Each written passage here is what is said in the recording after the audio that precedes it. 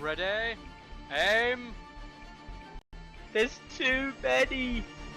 Anyone see my mammoth? Stubby!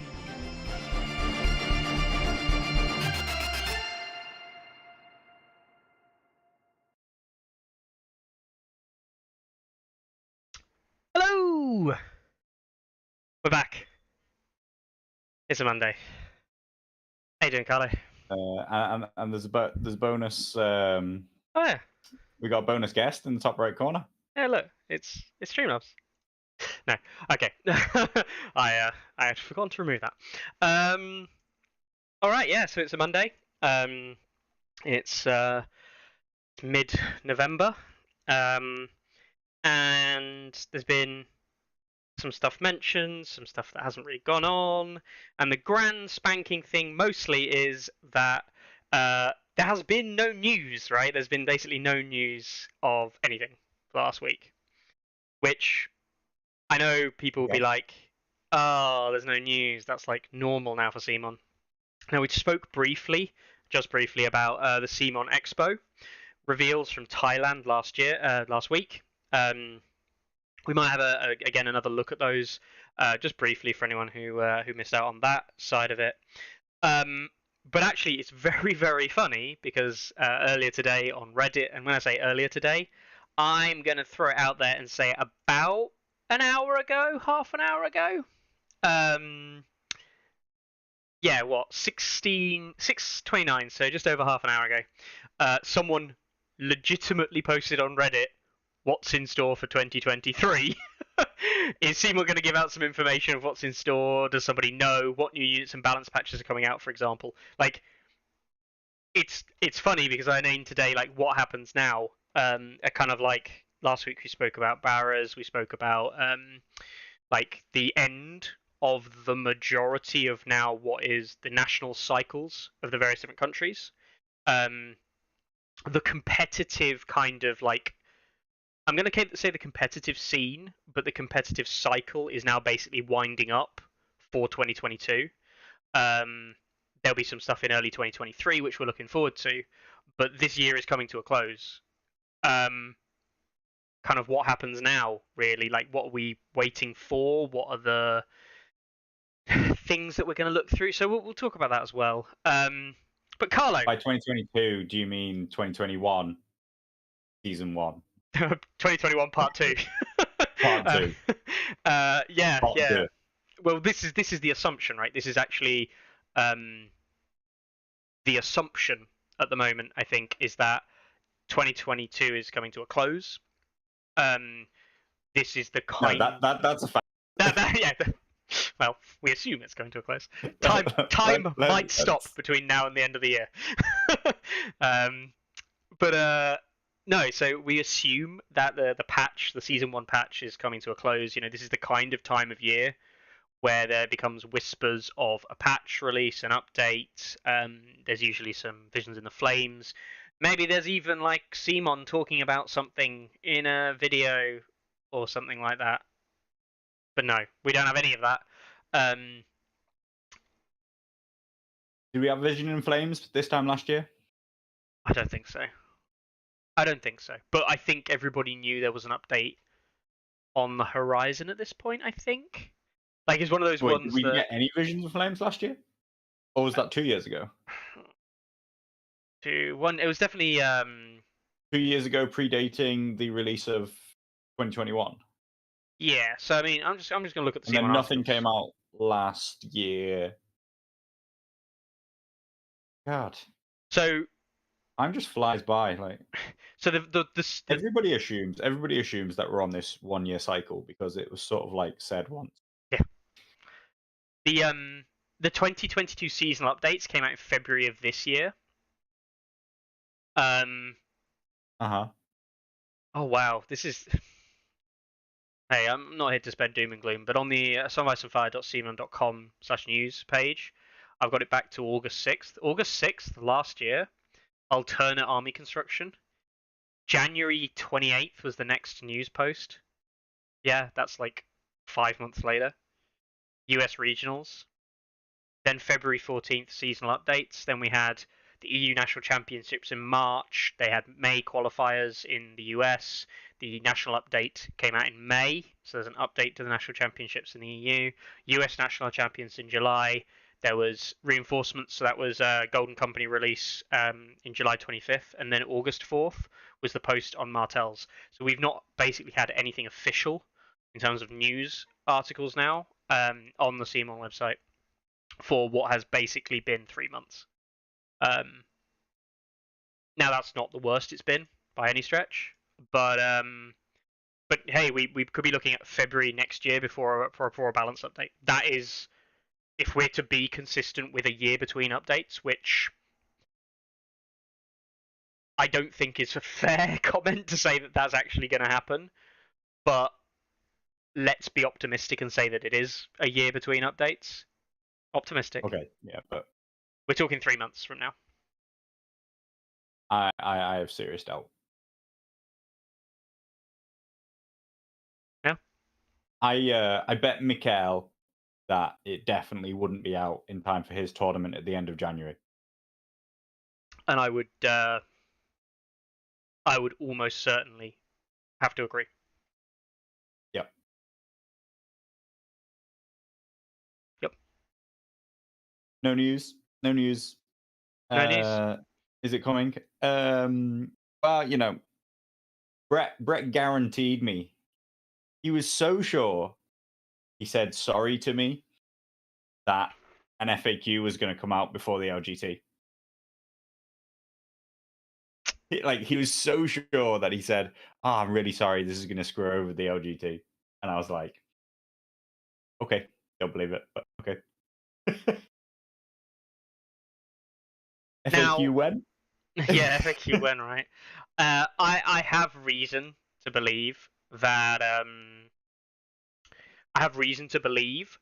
they are working on FAQs. There is some work being put in by players. Great, hopefully. Yeah, we're exactly right. That shouldn't be news. That's not news. No, that's not news. Game company works on game. Someone give me a Florida man. They were working on an FAQ at all given times. So someone give me a Florida man meme right now, because that is what this feels like. But yeah, you're right. It shouldn't be news. It feels like it is. That's kind of where we're at. We haven't heard anything. I think something will come out next year, but and I might hazard towards the end of Q1 if I was optimistic, and that would actually be optimistic. So I would say, don't stop playing because you think a change is around the corner, which is what always happens. Yes. Right? Like people, if they even slightly mentioned, oh, by the way, we're going to bring out a new balance update in January. Everybody will down tools. Nobody will play a competitive event. Everybody will be like, the balance patch is going to fix everything. A, no, it won't. B, no, definitely will. It won't come out in January just because they said they were going to. And C, that doesn't mean that you should stop playing. But what actually happens is that, basically, as soon as they mention that something's going to get updated, kills everybody's desire to play the game on any level until it comes out. So I think that people just need to carry on playing, do what they can personally in their own local communities to make sure that you're still enjoying the game, playing under various different available formats. We've been here before. We've been in this exact place a year ago. People didn't want to play against Othel. People didn't want to play against MOD. All doom and gloom. Game's dead. It's only dead if you let it be. It's only dead if people are being that guy and crushing people with those lists. It's more than just that, right? It's been going for 3 years, you'd argue. We saw it with Rob, and we saw it with effectively Rob Howland and Free Folk back in the day, Harmer Steyer, where arguably we can sit here and say, outside of kind of right now, the balance then was way worse than it has been pretty much at any other time. Stark Howland was just phenomenally dominant, and yeah, we moved forward. We got through that. That was a dark time. I remember that. That was a dark time. we learned in going into mod and Othel, and we had things in place. Me and you, Carlo, for example, we didn't stop playing by any stretch. The communities that we play in didn't stop playing at all. There was no slowdown. There was no ceasing of the game. And it's actually quite funny. We come out of that game, and yes, bolstered by international players, but we came out of 2021 into 2022, and LGT runs the biggest event ever. We came out of the end of that year as a stronger community, if nothing else, because we didn't stop playing. And that I hope will happen again. I really hope that, certainly for the UK, but also our international friends over in Europe, the players that I'm most likely to play physically with, I hope that they don't stop playing. I hope that extends across to the US. I hope that extends across to Australia, Indonesia, the East as well, relative to us. So yeah, I hope that continues. But I think we are starting to reach that point where, and it might just be a personal one, but I think it is true for a lot of people. I think the cogs are simply slowing down, and we're in for the long shift now. Winter is coming, right? So, yeah, because I mean, like I always say it, like I Mhm. believe that change is good for the game. Like change is good for interest and growth, and yeah, like a balance patch which makes things different rather than better is still going to create huge amounts of interest and Yep. renewed excitement about playing the game. We'll come on to talk about it, but like like the in a way that's what like the negative ELO event, Yep. like it effectively it creates a new balance. Like there is a whole new um competitive kind of like I mean, meta. There's the whole yeah. Meta's the only word. I'm trying to look for a different word that isn't meta, but it is the only word. There's a whole new competitive meta created by the situation of the tournament, and everybody's interested to figure out what that is. Everybody's interested and excited to test it because testing and understanding a meta for the first time is what's interesting. The tried and tested things that have already been pretty much proved. Yep. Like it's not absolute definite fact, but it's all but fact Mhm. that we know what is the most dominant thing in the game, and nobody enjoys that because everybody knows that they're either playing that thing or they're not playing that thing and handicapping themselves. So Yeah. Yeah. so anything that can create anything that changes that status quo, anything that makes people think about the game and the situation differently is going to create renewed interest. Mhm. Ideally done in a fair, Yeah. in a non targeted way. Mhm. Also just because like I was checking in on it, I mean like quite different ethos to the concept of the free folkless tournament, Mhm. which also creates a new meta. Like it also creates a new meta because we know that factually the number one thing in the game is Mance, and then they just say, well, that's not allowed anymore. So then now you're like, okay, so what's number one now? Negative ELO is much more sweeping and generalized. It's taking whole swathes of things out the meta, which creates a much like newer environment to explore, rather than just like what does the game look like without free folk in it. Yes. But the tournament creates the same kind of thing, which is it's a new balance to explore. Mhm. Um, another 6 months without any changes does sound kind of bleak. Yeah, I mean, like There w- that's if we believe that the game only has to be played in one way. competitively Yeah. It's specifically in one in a way. single format, Yeah. which is the format that Simon laid out Look, there will be things, and I know that it's by far Carlo's least favorite thing, pretty much in the entire world, and it's certainly not one of my favorite things. And I'm not talking about rocks on bases here. I'm talking about the idea that the game will be balanced with future releases. But like that's a bad thing in general. But you never know. We might have a Mother of Dragons or Mammoth release next month that looks like, I don't know. Let's say it's Martell Outriders, just for argument's sake. Now Martell Outriders turn up and they end up being like, oh my god, this thing's absolutely busted as shit, broken as hell. And it proceeds to absolutely blow open the meta. Everyone's like, holy shit, this thing's OP. That I'm not going to sit here and say it shakes things up massively. It doesn't shake things up massively, but it does shake things up a bit. And sometimes that can sometimes just be enough to warrant some experimentation, some interesting play, things like that. We've just had Martell's release, and people are kind of like, oh, this is kind of cool. Martells are interesting. We'll get Martells on the board. We'll play them. We'll see how they figure things out. And there is still some hype off the back of the Martell release, especially when we're talking about physical product, because half the countries in the world, I say half, most of them, their physical product isn't here.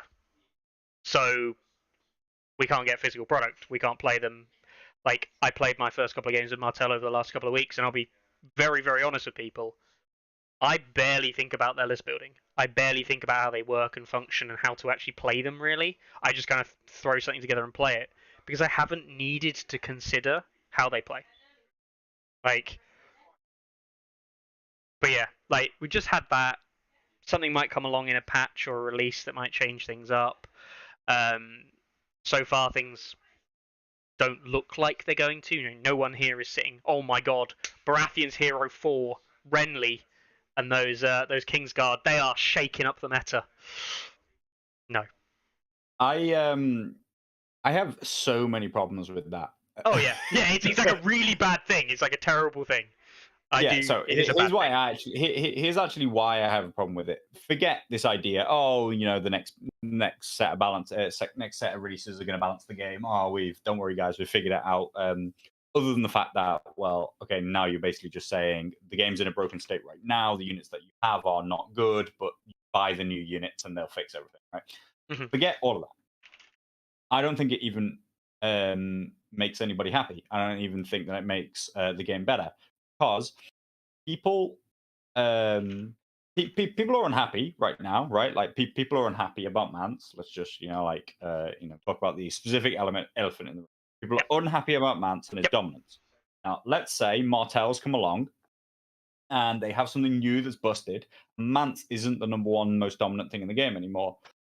Martell's changed the meta. Maybe some kind of maybe this new cavalry is really, really brilliant. Maybe aggressive, whatever it is, right? People don't stop complaining about Mance. They have already decided that Mance is broken. They will never stop complaining about Mance, and they will never be happy to play against Mance ever again. Yep. Until a balance patch comes along.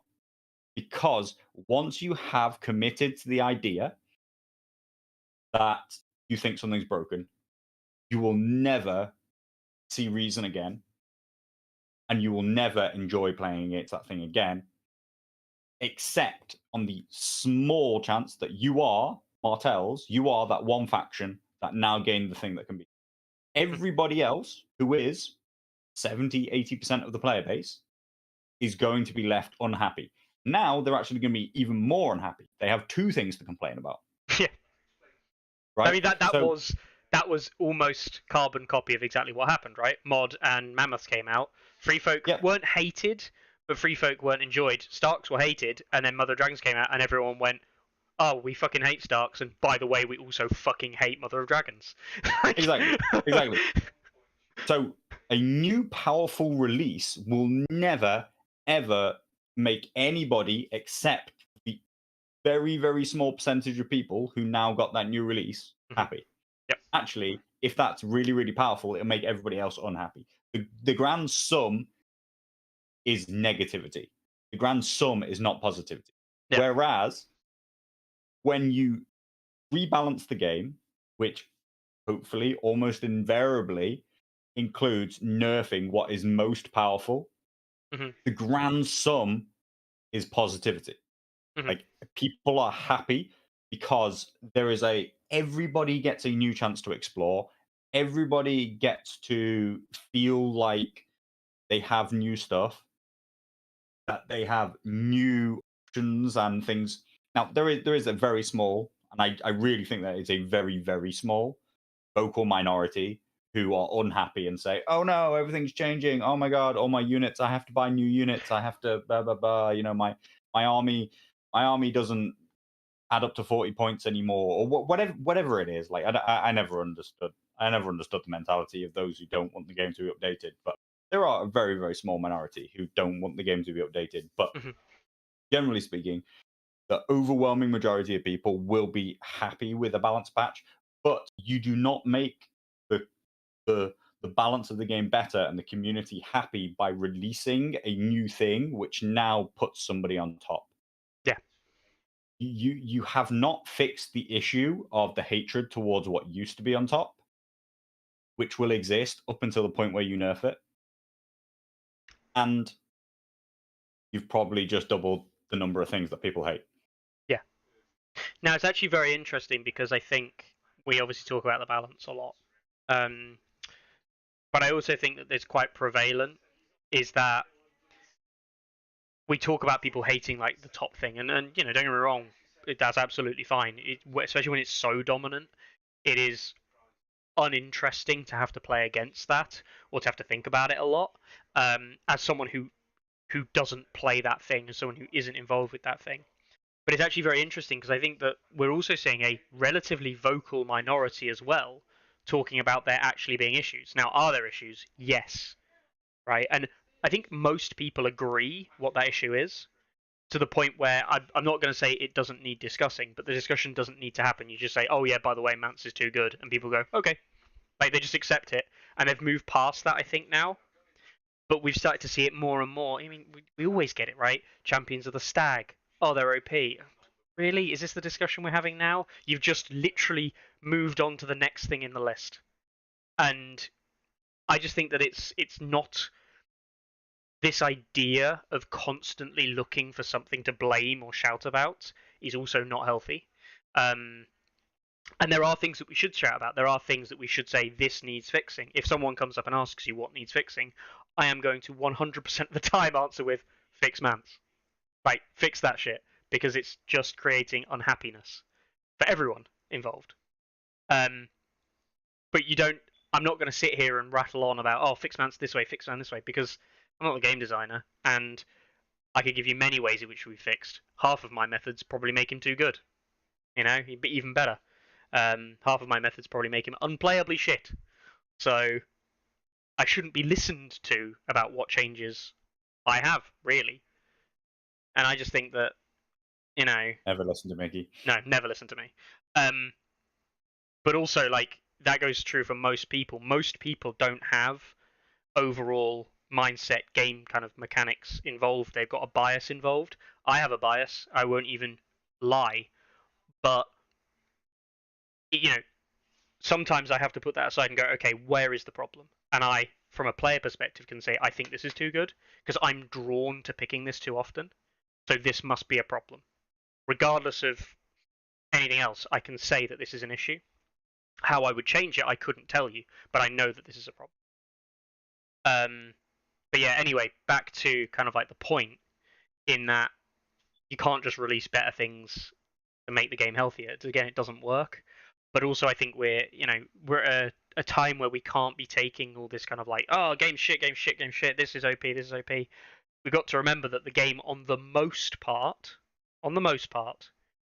is by far one of the balanced games with most balance we've ever played. And in some ways, we did the Barrow reviews last week, right, Carlo? But I don't necessarily disagree that releasing something under par with the view to then go, actually, that wasn't as good as we thought it was going to be, we'll give it some love. That's only a positive thing. You can only ever say that, Rennie's Rainbow Guard weren't very good. you know what? Next patch, we made them a bit better. And everyone who was a Renly fanboy and went, oh god, these guys aren't very good, but I got them anyway for the models. 2, 3, 4, 5, 6 months later down the line goes, oh yeah, these guys are actually playable and fun now. Yeah, this is great. There's nothing wrong with that. Like, that's a good thing. I think that it's I think that people would be happier in general. Most people would rather have a new unit come out, be a little bit disappointed by it, and then soon find that it's been improved because they've bought the models because they like them, they like the unit. That's why they bought them, because chances are they already knew that they were weak. They played them anyway, found out that they were weak. Then later, they're just happy that the models that they already own are now buffed and better. Whereas the reverse is like maybe somebody buys a new unit because it looks incredibly powerful, don't really care for the models, don't really care for anything. They start playing it. That makes their opponents unhappy because their opponents think they're really powerful. Rightly so, presumably, because come along sometime later, that then gets nerfed. They're unhappy that the models that they have, that they've been playing with, that they've painted, whatever it is, now nerfed and aren't as good as they were, and the reason why they bought them. The problem with that, though, is I think that, like, I mean, Simon don't see it that way, right? Like they see the inverse of that, which is they release something, it's weak, sales are lackluster. Like they, although I don't think Simon's sales are ever lackluster. Like, like it's always the issue is that not the issue is almost never that a unit languishes on the shelves because of its power level. A unit basically, like, it's either available or not available most places in the world. Like, I don't think that Simon ever need to think about something's power level about whether or not it will sell. Is that actually? I want to jump on that because it's very interesting. You can go and buy Free Folk Raiders in. I'm just gonna. This is a bit of an assumption, but from my experience of when I've been looking online, because I've been looking for Flayed Men recently because I want to play lists that aren't Free Folk on the table, and I'm like, I don't even have one unit of Flayed Men, which makes my life just harder. I can play without them, fine, but like, if I want to seriously contend for an event, maybe I should probably look into getting some. Either that or Hedge Knights. Anyway, point in case. I am looking online, and you can buy Free Folk Raiders in basically every single shop that sells the game. Basically every single one. Are Free Folk Raiders good? Yeah, they're pretty damn good. But there's simply, why do you need this many boxes? Like, there is no need to have this amount of product for this thing. And yet we're all sat here, and we can all say that Mother of Dragons going for £200 on eBay or $200 on eBay is like, I would never pay that amount. But actually, that might be the only way I can possibly get her. And that's ridiculous. Like, it's just mental. But yeah. Yeah. Just absolutely crazy. Yeah, but I mean, like that's because and that's severe lack of availability, right? Yeah, it is. And Mother of Dragons isn't powerful. Yep. She's not now. She obviously was when she came out, but now the whole box is pretty underwhelming. Possibly Queen of Marine can be considered a usable target commander. Not trash.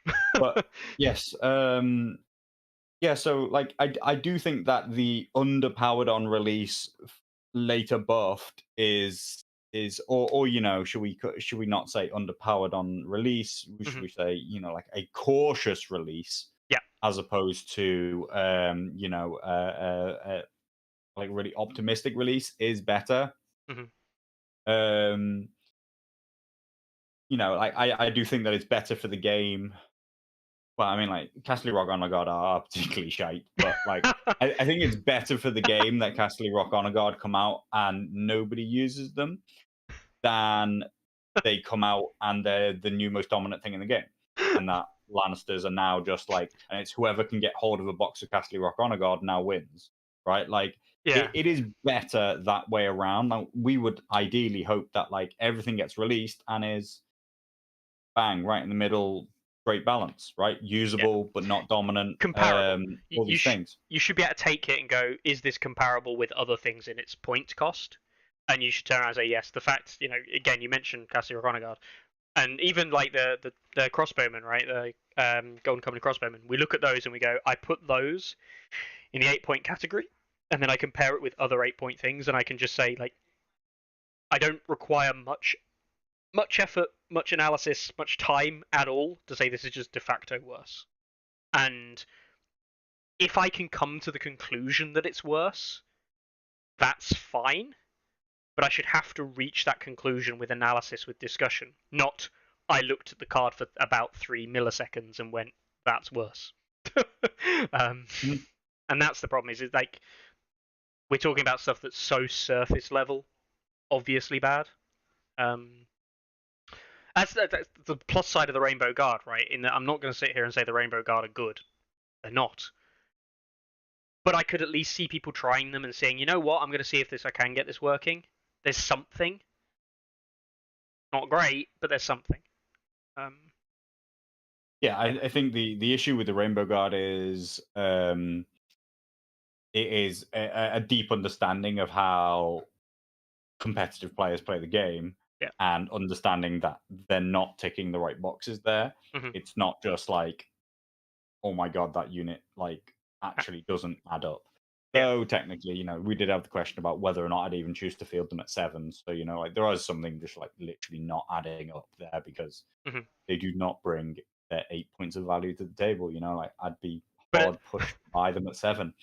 But yeah, like that's still at least a discussion. Whereas, I mean, Castle Rock Honor Guard, we were debating whether or not you'd even take them at 6. I got 25% off the price of this object, and you still don't think it's worth it. God, that's sad. Anyway, I mean, I do think that the game is the community is crying out for some changes to inject new lease of life.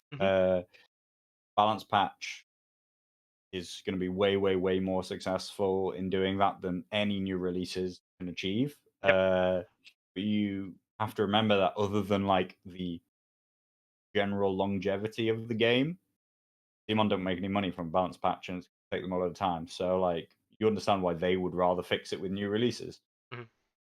I think if I'm putting my business head on, I would say it's a combination of the two that need to be factored in. If you say that the balance for Baratheon is going to be slightly better, Baratheons aren't doing so well, like right now, for example. Baratheons aren't doing so well, so we're going to make the new unit release that comes out for them just slightly good. It's a 7-point unit, but it's going to be slightly better than we might think to help boost them along a bit. That would be, I'm not saying a good thing, but at least it would give players who are playing languishing factions a bit of optimism. But yeah, they don't even do that. So, oh well. But other than that, I really do think that people need to continue to play and grow their communities in whatever way they can, and that I think that if your community, which and we reflect a lot on more like the international TTS community, the large scale communities, national level community.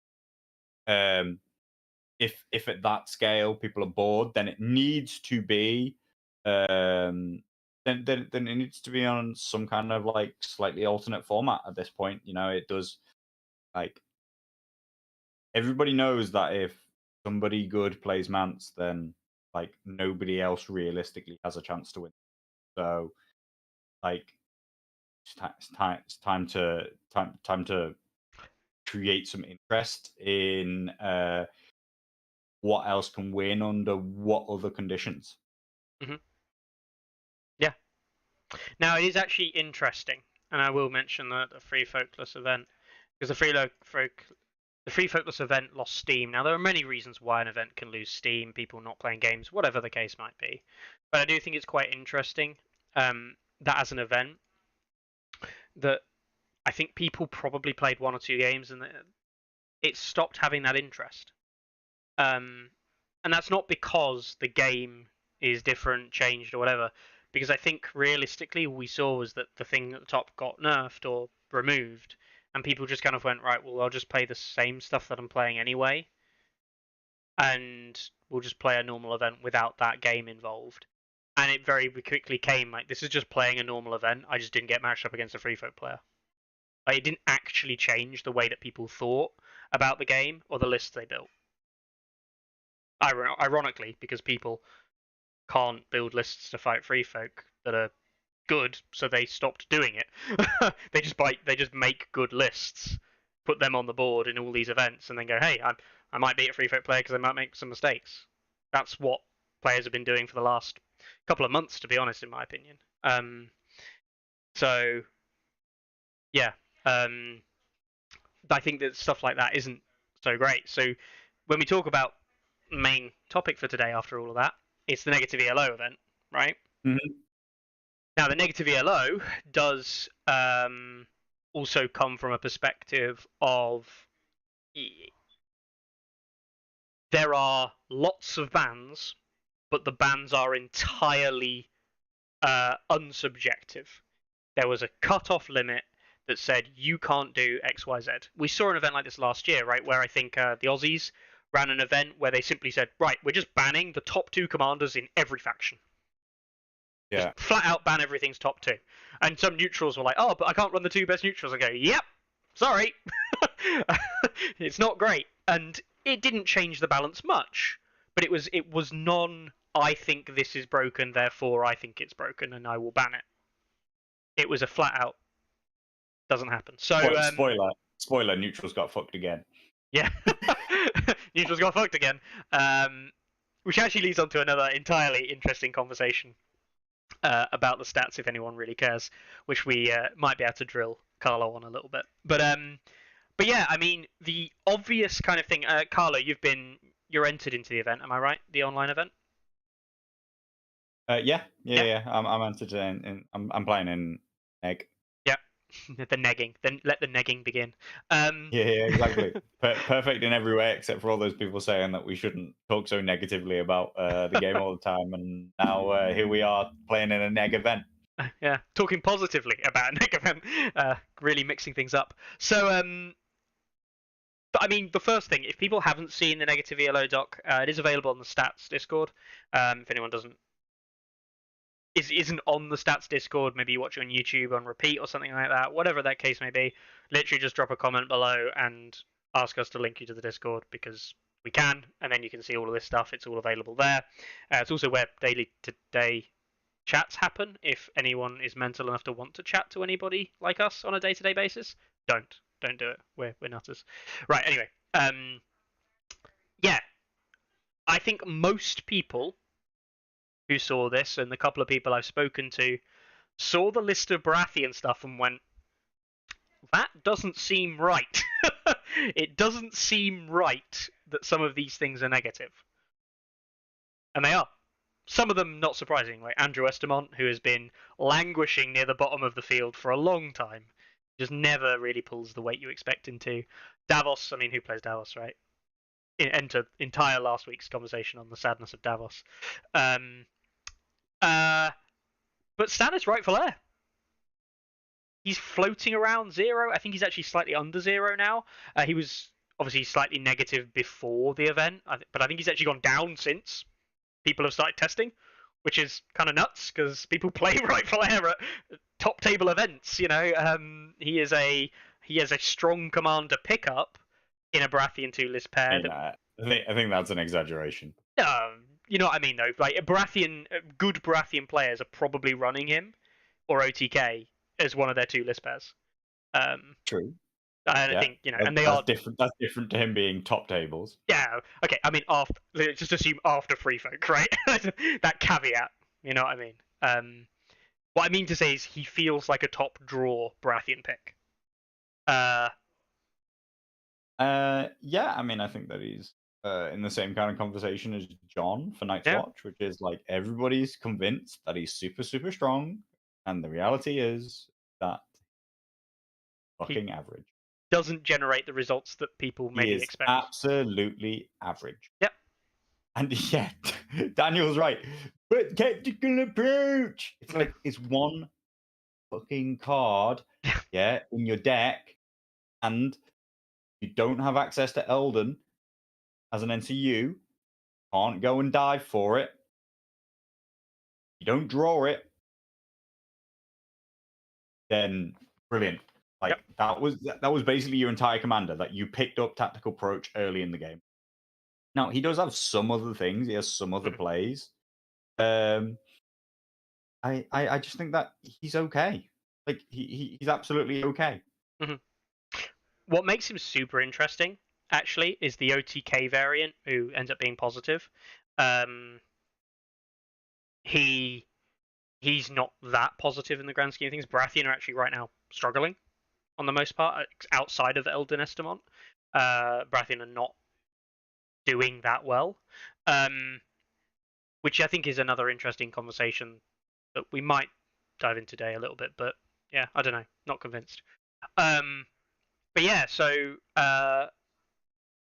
I just go on. just quickly, like people always say like, oh my god, like Stannis is because he's in the starter and everybody plays him, and like, oh, it's like they're basically like, without saying it specifically, some people do outright say it, and other people are like alluding to it without saying it. They're basically saying beginners are playing these commanders. Now, maybe, but the data submitted to stats already has a massive lean towards it is vast majority submitted by way more experienced players. Beginner players make up a very, very small percentage of the data. Now, a small percentage is enough to maybe drop the win rate by a few percent and stop something that would have been plus 20 and is now a 0, right? Like it's changed it from a 52% win rate down to a 49% win rate. But these weren't top tier things. If they're top tier, they would be top tier. It's as simple as that. Yeah. It's not that beginners are like dragging these things down and keeping them down and like, that is not it. It's that the reality of the results are that they don't match what you think that they're going to achieve. Do you think, though, as a small counterpoint, that there are some commanders, and Jon has to be the best example here rather than Stannis, because Jon was basically proven by Night's Watch players. Certainly, I'm talking much earlier in 2021 Season 1, talking like the first iteration before the release of Varamir and the domination of Mance and the swapping of list building there. And you played Night's Watch, right? Jon is the almost de facto go-to commander. But it also happens that there are commanders like that. In a similar vein, I guess, in the olden narratives like Stark Howland, in that they function with certain list building at a much higher level than they do if you just make a list with them. If you just put a list together, Jon is okay. Whereas if you build a list for them, they're amazing. Again, go back to Rob and Howland in 1.6. You build a Rob and Howland like 11 activation lists, they're absolutely phenomenal. You build Rob and Howland like 7 and 8 activation lists, you're like, I'm getting dumpstered. And why am I losing with these guys all the time? And it's like, because the list shit, ultimately. I'm not going to sit here and say that makes them from the top tier down. Yeah, but that's true of all commanders. Yes. Like if you build a list for a commander, it will always be better than if you just like take a list and just like a crap list and just put the commander in as like the last thing. Sure. But do you not think that there are commanders that are so synergistic with certain build types or benefit more from certain build types than others? I mean, we could sit here and argue like Malister, right? Dennis Malister, who's not doing that well for Night's Watch. There is basically no list you can put him in where he'll do well, especially more than what you'd think. There are no lists that you could put him in which he makes significantly worse either. He just doesn't really do anything to the base list, not significantly. Yeah, I mean, of course, there are commanders who have Yeah. attributes Yeah, exactly. that are But that's useful. that's And my then point. there are commanders that just have no attributes, right? Like there are commanders that are basically just worthless. Yeah. And it does not matter what list you put them in, right? Yeah, Like yeah, they're just. It doesn't matter what unit they're in. It doesn't matter what they do. It doesn't matter what units they're with because all their cards do nothing. Yeah. Like to like actual like impact on the game. Mhm. They don't do anything, so it's worthless. Mhm. Whereas there are some commanders who you're really going to have to build around, and yeah, I mean, of course, Mhm. there is an argument to be said that like those commanders may be generally represented worse in the data because what like you think that people are unable to build those lists? Like, Well, I actually I think mean, like it's you the could other way, also say right? like you could say yeah, in the complete opposite, which is those commanders could easily be overrepresented because Mhm. people build those lists with them, and then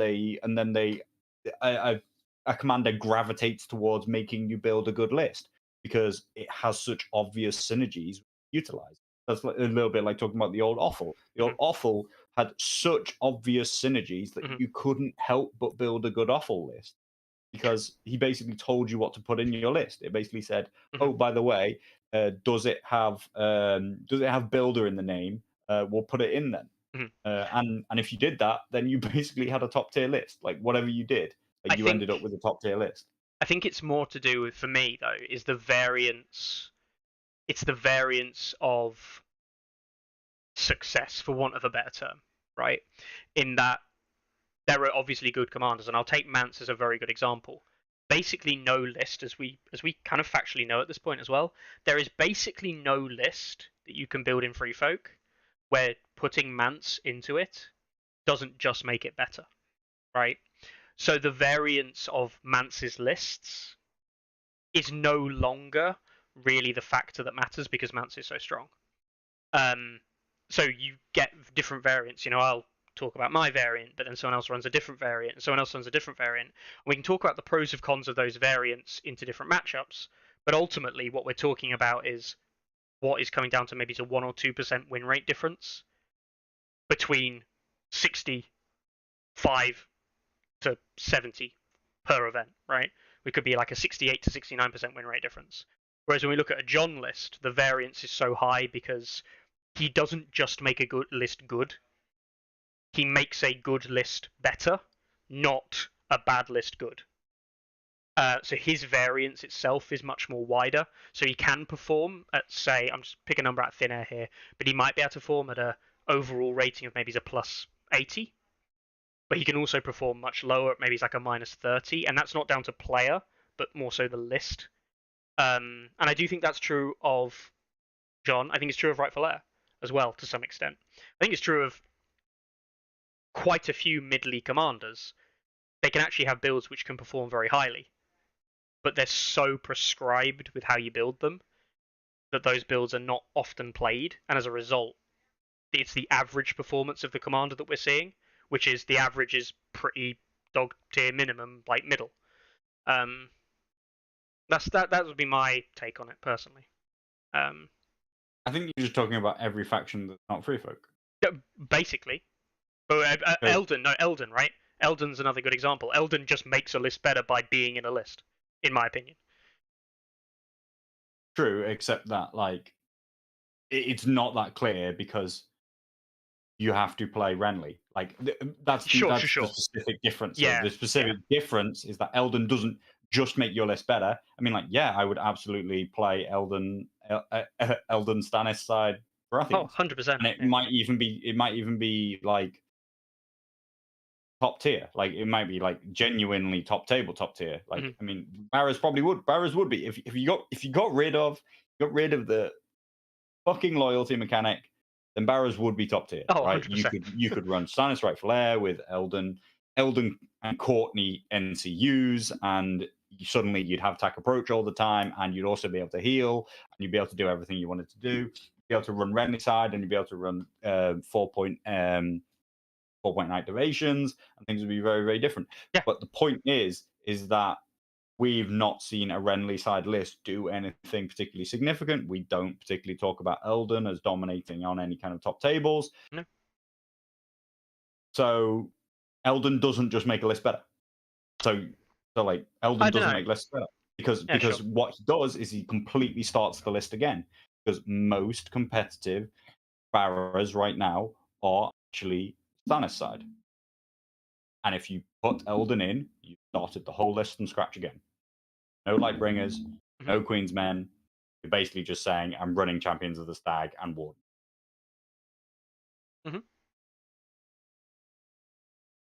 Okay.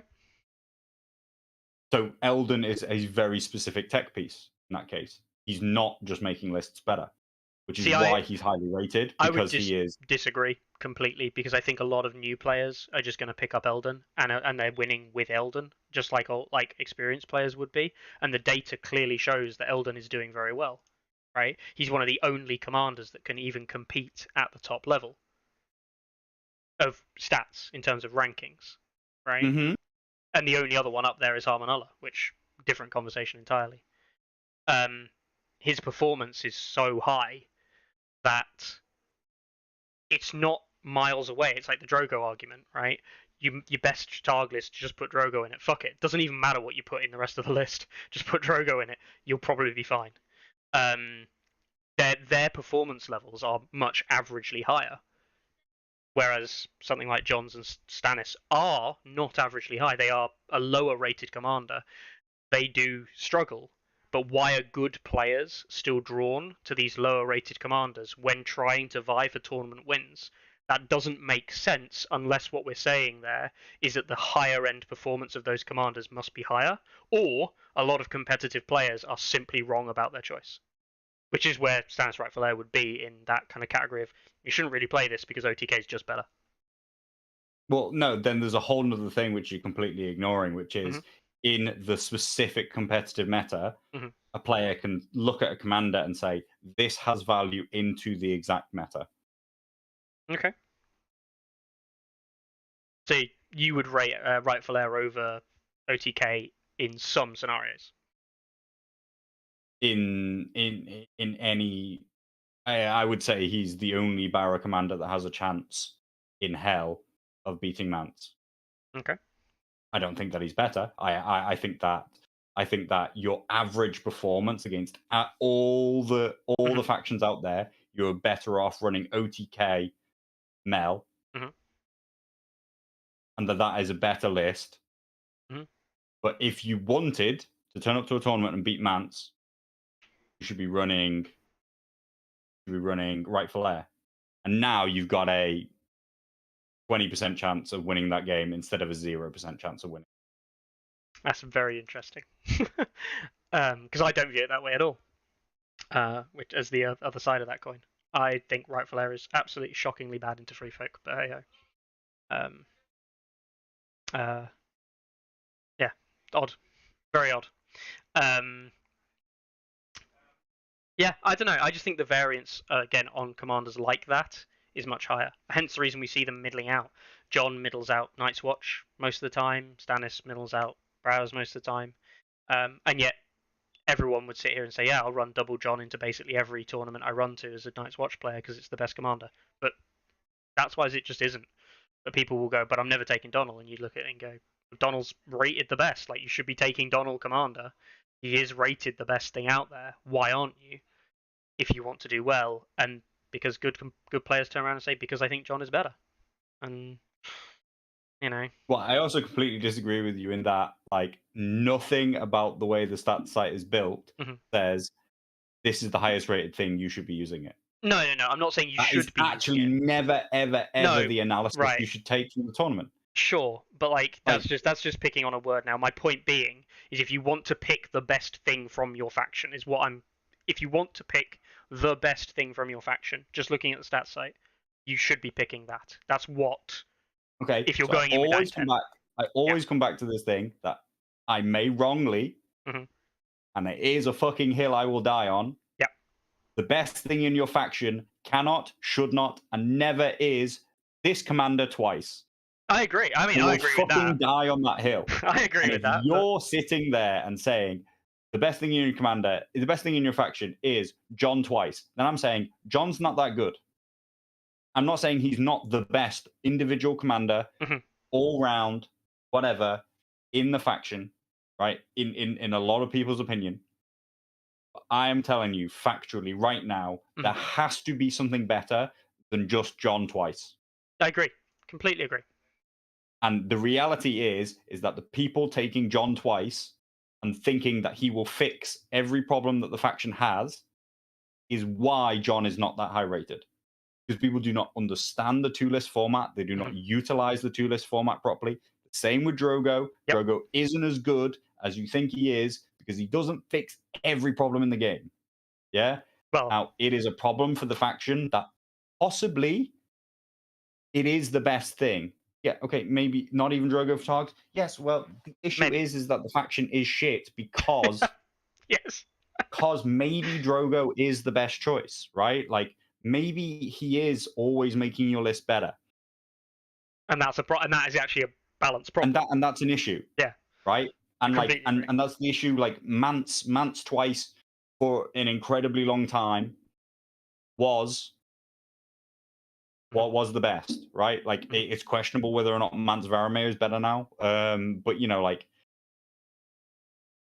basically, if this commander is the best thing into 9 factions and 9 game modes, and there's nothing that you can do that creates another dynamic which is better in any reliability of things that will come up, then that is a balance issue. That is a massive balance issue. It's just sad. It's just sad.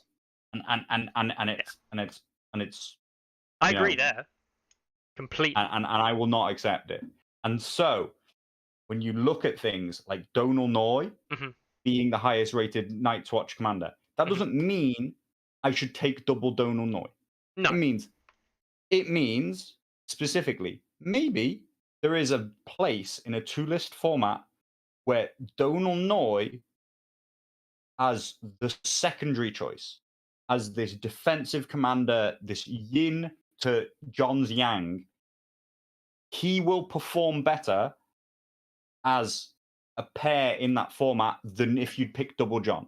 And that's what actually is being shown here, that people just like, you included clearly, are not like thinking about what this value means.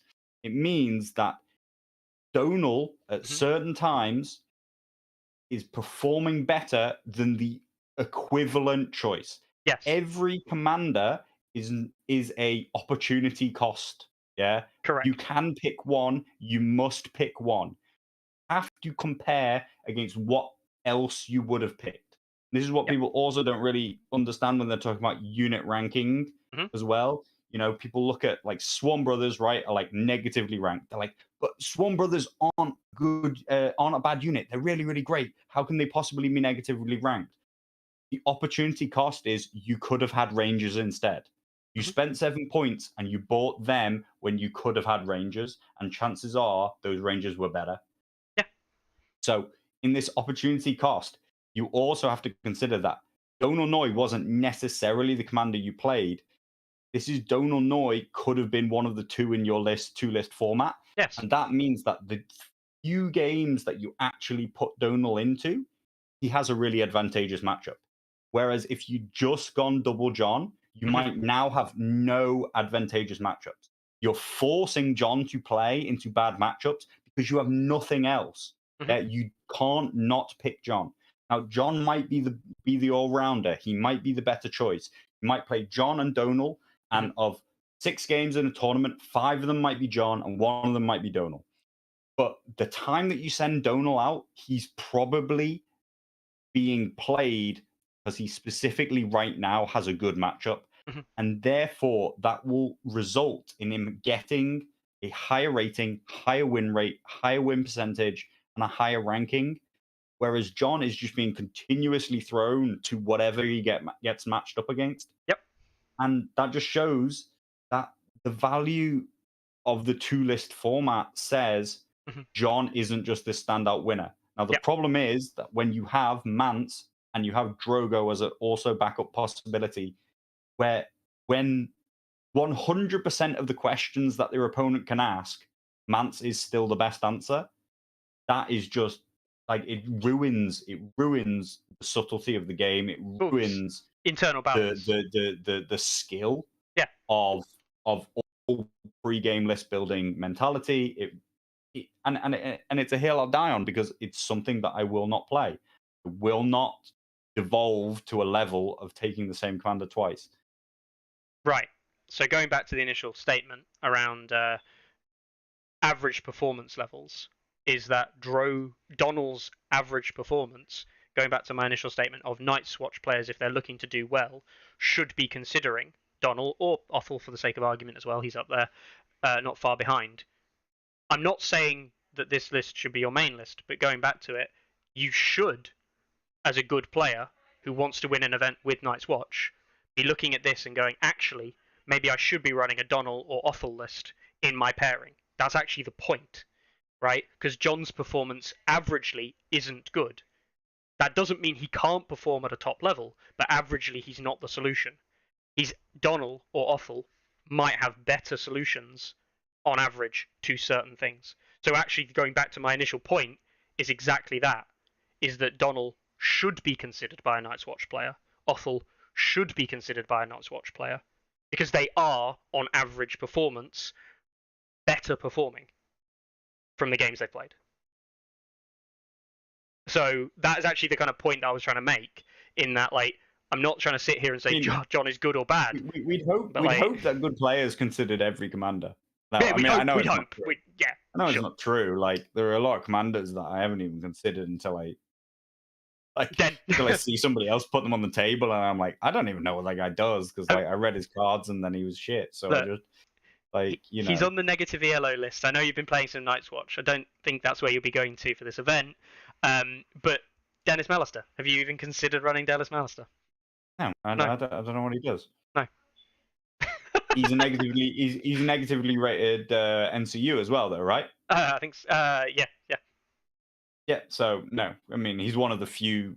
He's one of the few commander NCUs that you can take. So he's also still not even considered for this. Like, you know. But it's interesting though, because you are right in saying that as a player, players should be considering everything. But yeah, like going back to the initial discussion about Rightful Heir or John, like the thing that makes Rightful Heir here, and it's actually quite interesting. I don't think Rightful Heir is that good a pick in the negative ELO event. Mainly because all of the units that make him work well are gone. Champions of the Stag, Lightbringers, and Queen's Men, they can't exist in this meta. So ironically, the commander itself is good. But if you told me, Stannis Rightful Heir, I think he's pretty good, I'm going to build him into negative ELO, I would look at this and say to you, yeah, but the units that support him aren't. So going back to the initial statement that I said about making a good list for that commander, you actually can't make good lists for Rightful Heir. Really. They've kind of gone. So yeah, but can you make good lists for anything? I think you can for Courtney. Courtney, I think, might be quite good. They lost Wardens. They lost Wardens on the last day. Or like not the last day, but I think that the whole concept of the negative ELO is good, as I talked about, in terms of it has created a wildly different meta to be considered. It really opens up people's partly because of the realities of the game and sort of like the strength of the ELO rankings at the moment, right? Like I think almost nobody is really contesting that most of the rankings are correct, which is that almost every 4-point unit is out the game. Like almost every 4-point unit, right? Ironically, everything except that one, but yeah, I think. Well, exactly. So the Dreadful Noble right there is available, and it is quite significant that it is available. I forget whether or not Drowned Men are as well. No. I think the only other one is the Watch Marshal from Night's Watch. And Watch Marshal. Yeah. So that's really not surprising that the 2 4-point units that are available are solos, which were previously unpickable, unselectable, unusable, all because of the existence of Wildling Diplomacy, right? So, like, basically, they were negated from being viable because of wildling diplomacy. Whereas, I mean, you can still take Jorah, and it's just a hit you take at 3 points, right? But for 4 points for a combat support unit, which you're trying to build around. Anyway, Mhm. the non-existence of 4-point units, and actually also a huge amount of 5-point units are gone as well, just monumentally shifts the game in its activation count, which now means that Yes. tons of units which weren't viable are viable. It has monumentally shifted the mentality of the entire game.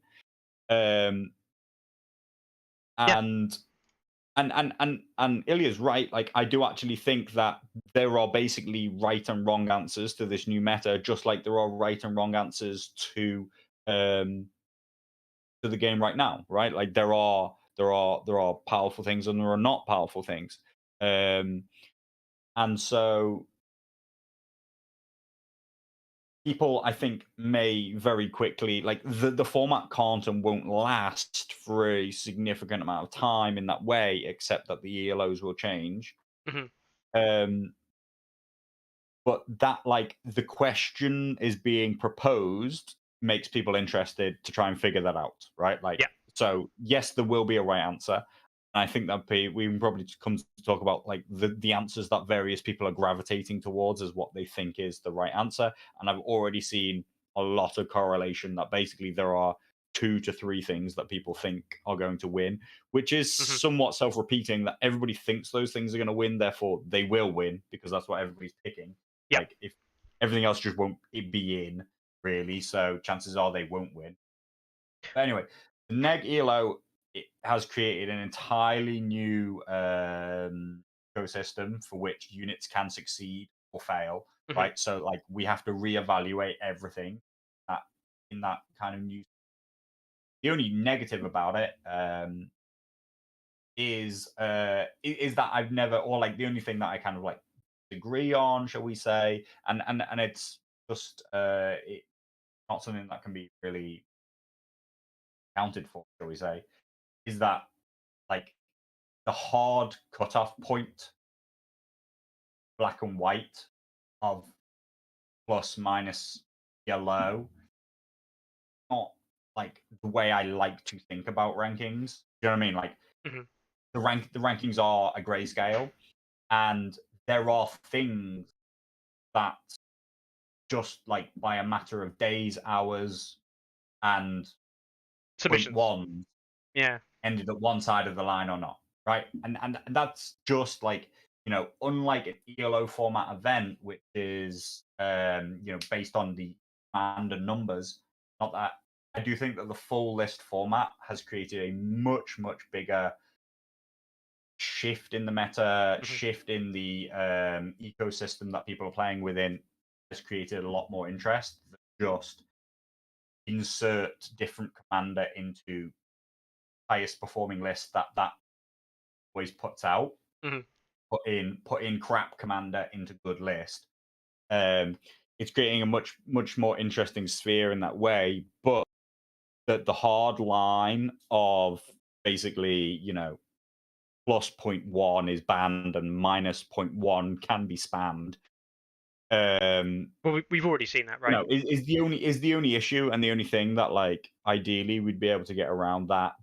There are certain factions where, like, some things changed in just a matter of days before it, and it really could well have swung some things.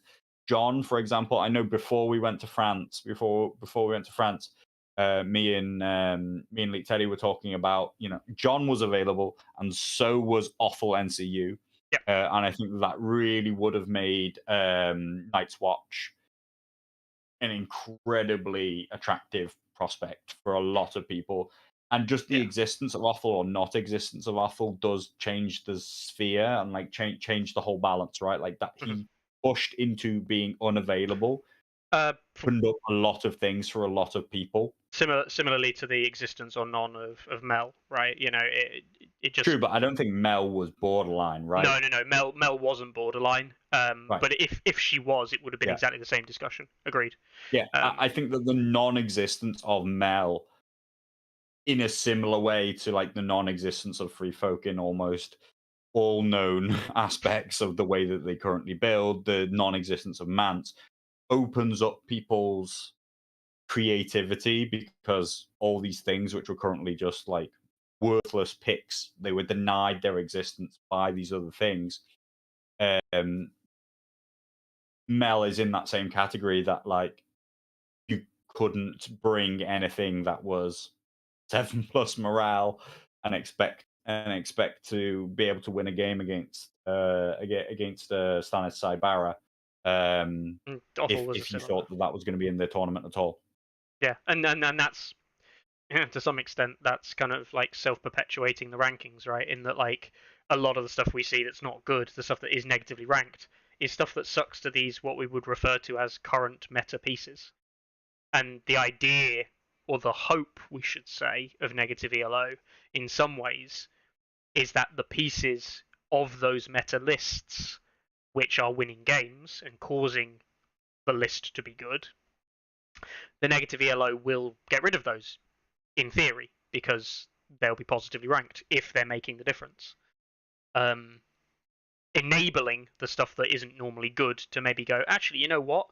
For once in my life, I don't have to worry about Mel, so I can run an 8 morale unit or a 7 morale unit, and it's not just a fucking terrible idea. I still think it's a terrible idea. Oh yeah, probably yeah. The game hasn't Mel's changed, not right? the reason why you didn't run them and can't run them. No. And also, Agreed completely.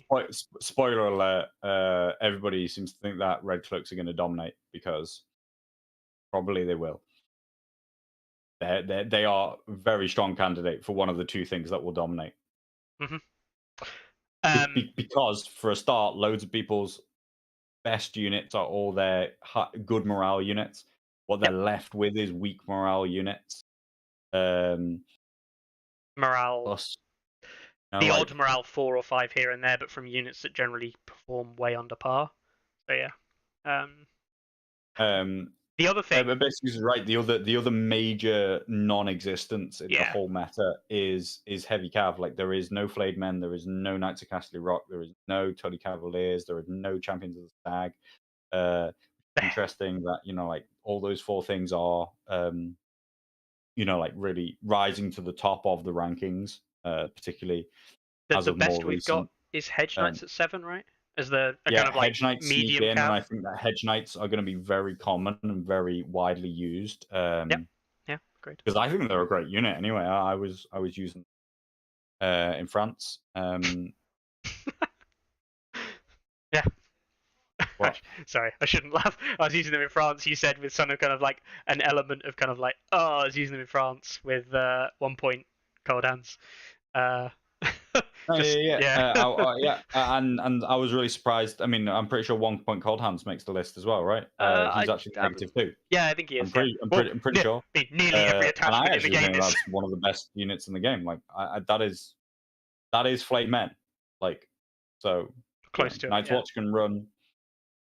Night's Watch can run flayed men, except instead of crit blow, you have crit blow and vicious. You get sundering and token, and you have sentinel. The loss of vicious is quite hard, because against the good morale you stuff, still have intimidating presence, which I think is the more significant part. It's actually the irony, right? The vicious means that you're worse against the good morale stuff, but the good morale stuff isn't in the game, so it's less of an issue, Yeah. And it's not even a toss up between using that or Cold Hand Solo, because Cold Hand Solo is fine now. Yeah. I think it'll be very interesting to see what people come up with, but I think that generally speaking, people think that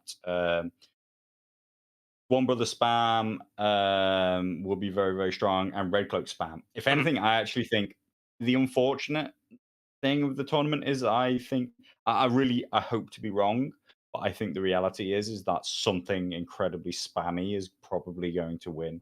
I do actually think that. Well, basically a good thing which snuck under the radar and has no natural counters anymore, basically will be a very strong bet for like pretty straightforward easy wins, which is unfortunate.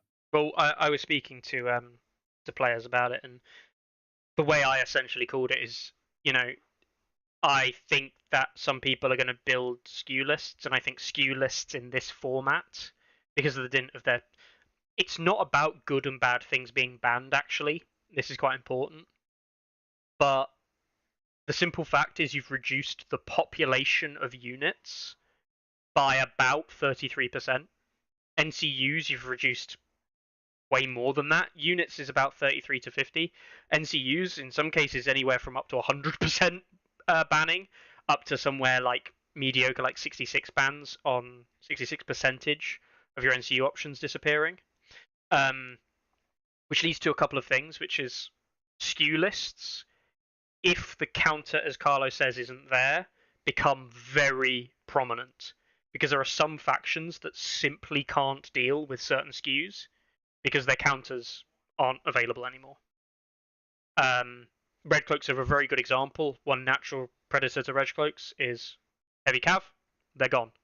One natural predator to one natural predator to Red Cloaks. One other natural predator to Red Cloaks is something like Lightbringers or a decent ranged unit. And what have we got for ranged unit options? Well, Stormcrow Mercs, I guess. Which then go, zap, well, I just healed off you and now you're dead. So, like, the counters, as you say, to Red Cloaks are gone. And also, another thing that should be, again, it makes a difference, in my opinion. The activation limit, you said it earlier, activation limits are less of an option and less of a consideration.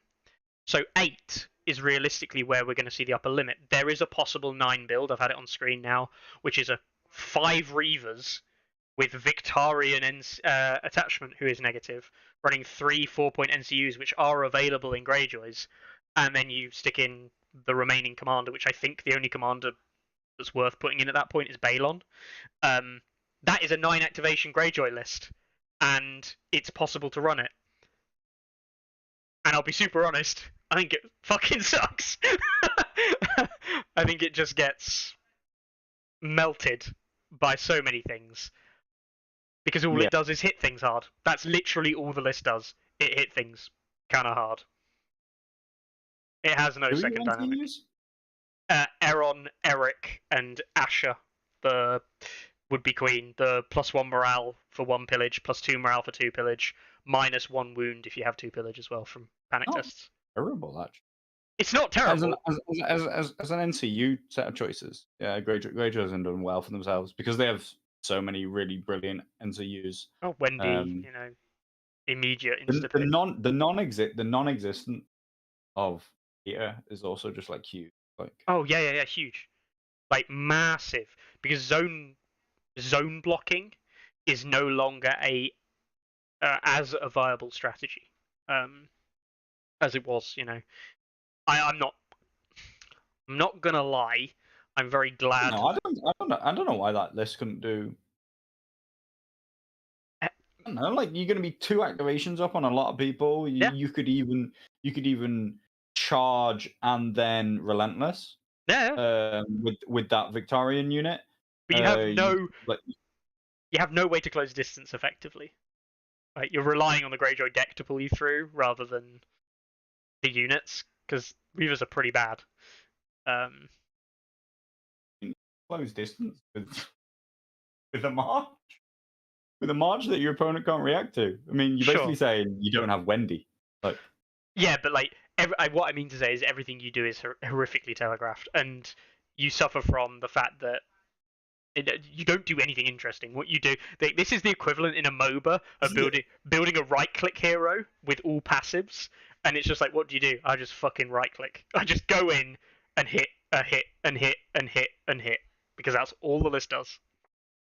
But you're right, it might not be trash. True, but I think that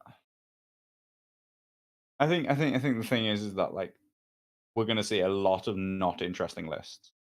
I think we will see a lot of just like run it down mid melee infantry. This is my good fighty unit. So I think this is pretty good, and I'm just gonna.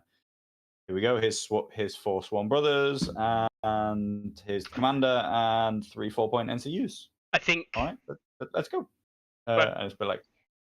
We kind of saw it though in that I think defensive units, like I think Horrific Visage is going to get a lot more value than it normally does, simply because the number of range units is much lower.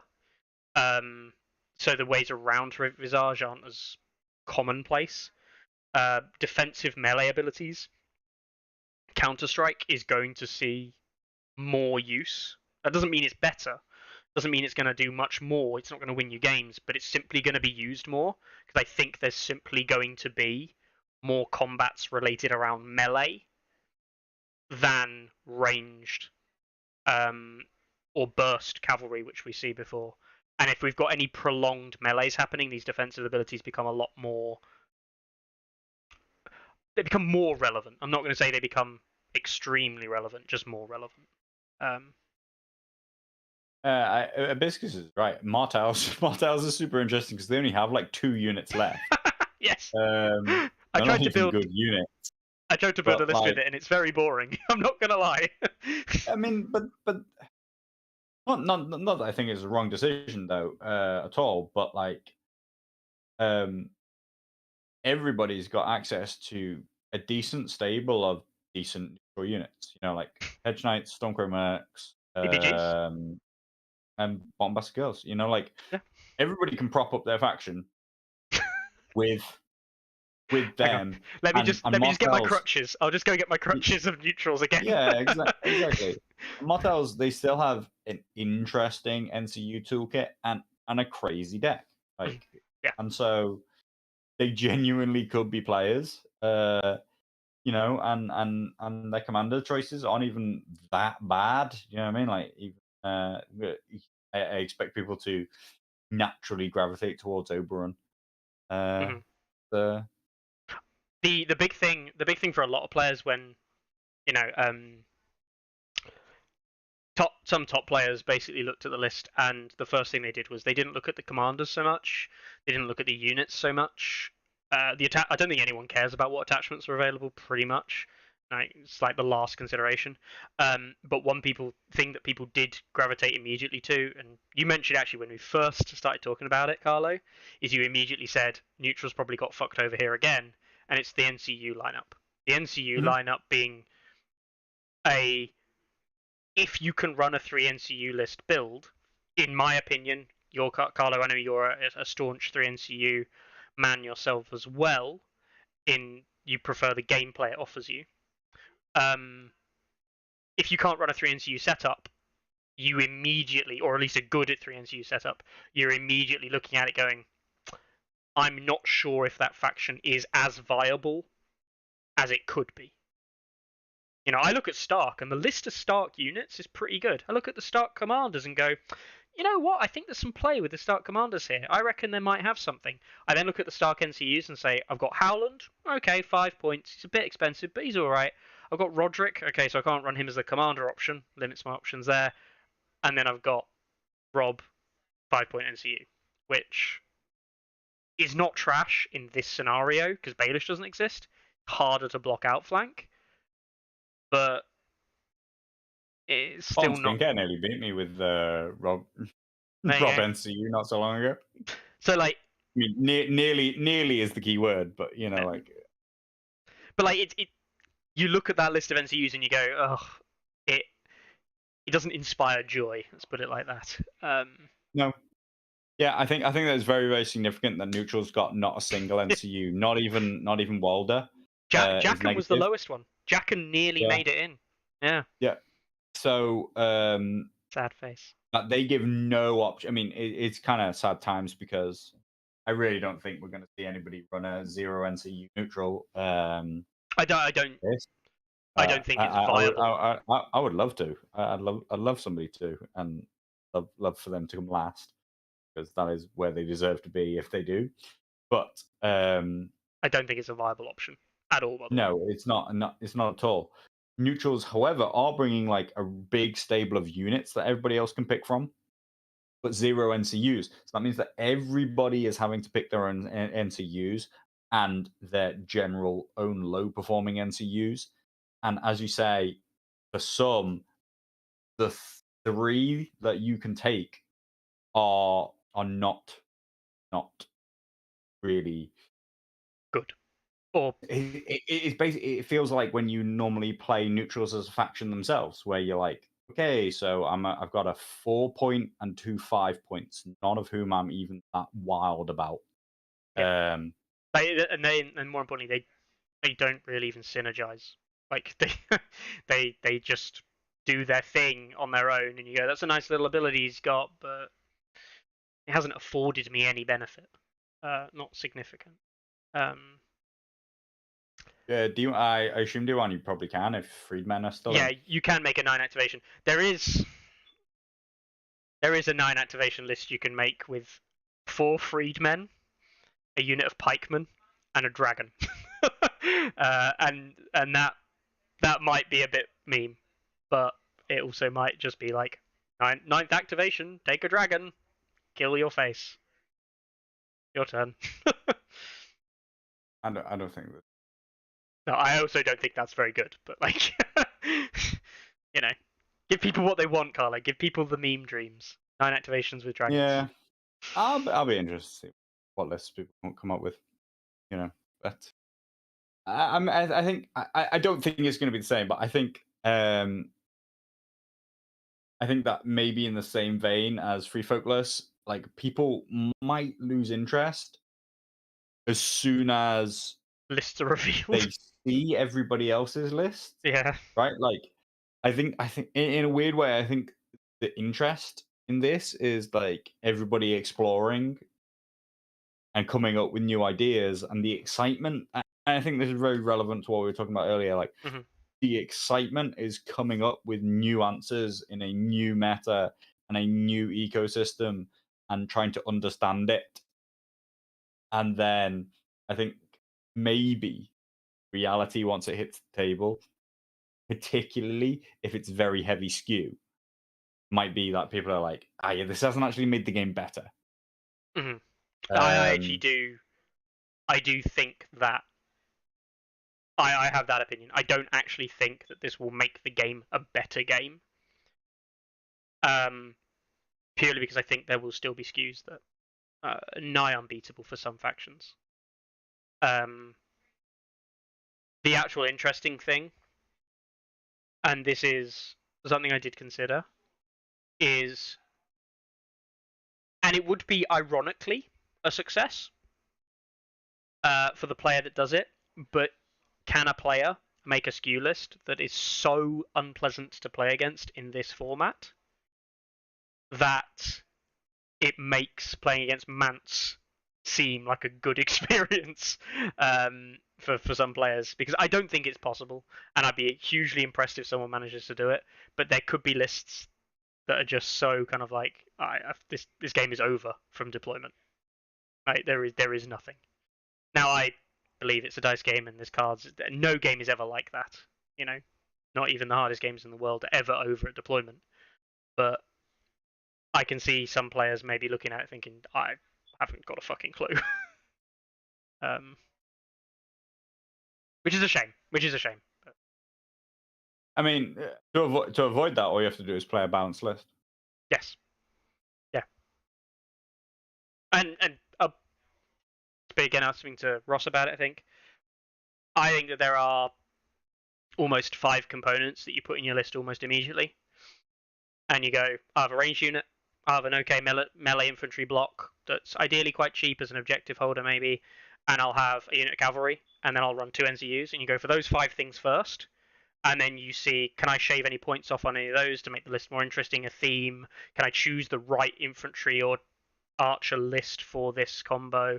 I think that as a general list building thing for this, to build a balanced list is probably a good way to go into it, and then you can fill the list out with faction stuff or with whatever you want.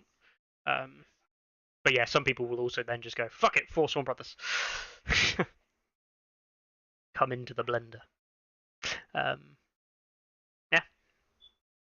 I'm not sure what it means if some players pick some faction, they're dead on arrival.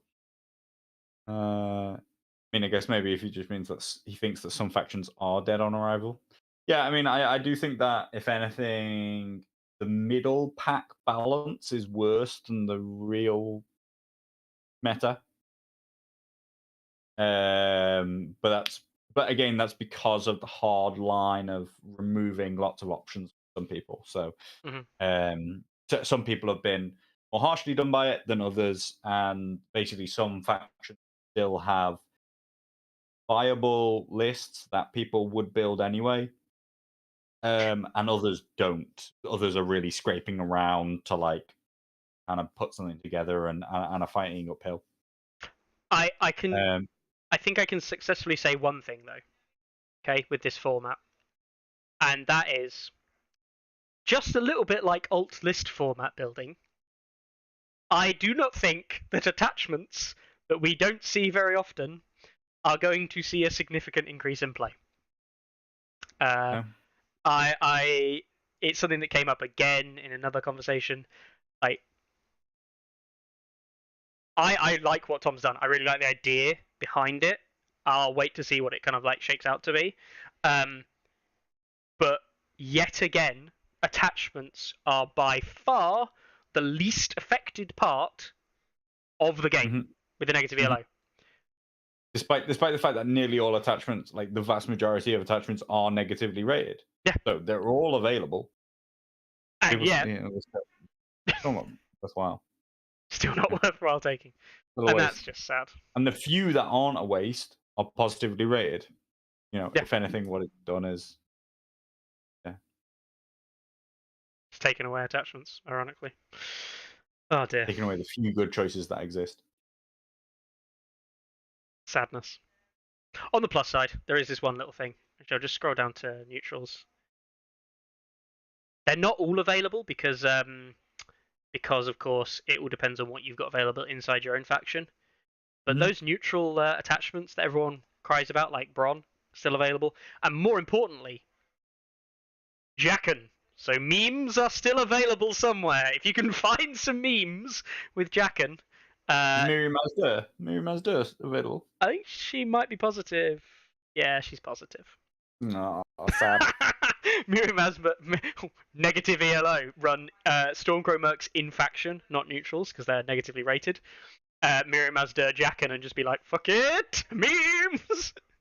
Although there's nothing in the game. Well, there is Victorian, but there's pretty much nothing in the game with relentless to steal. So you're not maximum memes in it. Oh, is that what we're suggesting? We're seeing that a Stormcrow Merc Freedmen spam against 9 activation Greyjoys actually happens, and then Jacken gets to steal Victorian, and it's just like meme levels. I think Targs maybe are a really good choice. They're interesting because they still have interesting builds, and they have a. It's not that like all of they have their melee infantry still. Like they have basically everything that they would want. The only things that ban out are like Blood Riders and Jorah and Vets. Like, that's it. So they've got basically their entire roster available, and they've got enough NCUs with the recent Hero Box 3 coming out, and you've got plenty of 4-point NCUs there if you want them. And I think that most importantly, they have enough game, coming back to that fucking hill that I will die on. Yeah. They actually have enough that they can build 2 different looking builds. Yeah. And they can have viability into multiple things. Whereas I do think that everybody's looking at like, okay, Red Cloak spam, Gregor, maybe even put in the Hound, because that's a little more friendly. Because why not have Assault Orders overrun and Joffrey NCU being the significant one that he has made the cut. Yeah. But I don't believe that Lancers have a plan B. Although I did watch Decipher play some fucking pyromancers to some success, but I mean, really, no. So yeah, maybe Lancers do have play. They're just dead to me. They're so dead to me. He says with a box of 1 million things painted for them, sat basically just behind him. Yep. Oh well, Sad days. Bad Lannister noise. Yeah. Yeah. Can I just point out one thing I will say about Lannisters? Right? This is probably why Carlo hates them. I think they have the largest banned attachment list. Might be why I hate them. Yeah. Because they have to You run might attachments. actually have to use attachments in them to make them good. Yeah. There we go. Outside of, yeah, okay, free folk, but everyone expected free folk to be mostly everything busted. Yeah. I think it's super interesting that he lets you take Baroque if you take the ball. Yeah, I don't like that personally. Why not? Their combined ELO is negative. Yeah, you're right. You are right. So the sum of their pair is a negative rating. Yeah. If it's the sum of the pair is negative, that's fine. If the sum of the pair was positive, like the ball was negative, but Baroque was more positive. I'm pretty sure their sum grand total when taken together is negative. Which is fair. So that's fair. So they are a negative piece. Mm-hmm. I think that it's interesting that Baroque is significantly positive. Off the top of my head, I'm pretty sure one of the significantly positive attachments in the game, and the boar is pretty negative or barely ever played effectively. I do think that. I think it's an issue. Optional requirements like that. Mm-hmm. Don't really know what this is, and whether or not you should be saying that you have to buy Baroque and his boar together at 4 points. What? I do think that the direwolves are in a probably pretty good state these days. In that they are nearly always chosen, but not like there are times where people. So, I think that if something requires something else, then you want its price to be such that, like, once you've unlocked it, you're like, well, I probably take this. Yeah, it's the discussion of Rickon Osher feels like a good point to spend, and then you get Shaggy, and you're like, that's a very good 3 points to spend. Yeah. Whereas like Summer for 3 points, if you could just put Summer in a list for 3 points, I think a lot of start players would go, yeah, you know what, I can put just Summer in the list, and it's good. I have a second direwolf now, but it's like, and I have to pay one for Bran and Hodor now, and that doesn't feel that great. It's not. I don't personally think it's that. I don't think it's that bad, but it doesn't feel great, so we see it less. And then Rob 2 point attachment for Grey Wind is. I think Rob 2 point attachment is very good, except that he's a 2 point attachment, which makes him bad. Which is sad. Yeah. Cool. Now we've talked massively about negative ELO because it's the kind of like next event that is going to be played TTS wise as a kind of like competitive event, for want of a better term. But we've also had Lockerbree's campaign that he's running. We talked briefly about the other week. He's got everything on, again, the NRG Discord available that you can go and read up, some PDFs. Let's actually have a little look.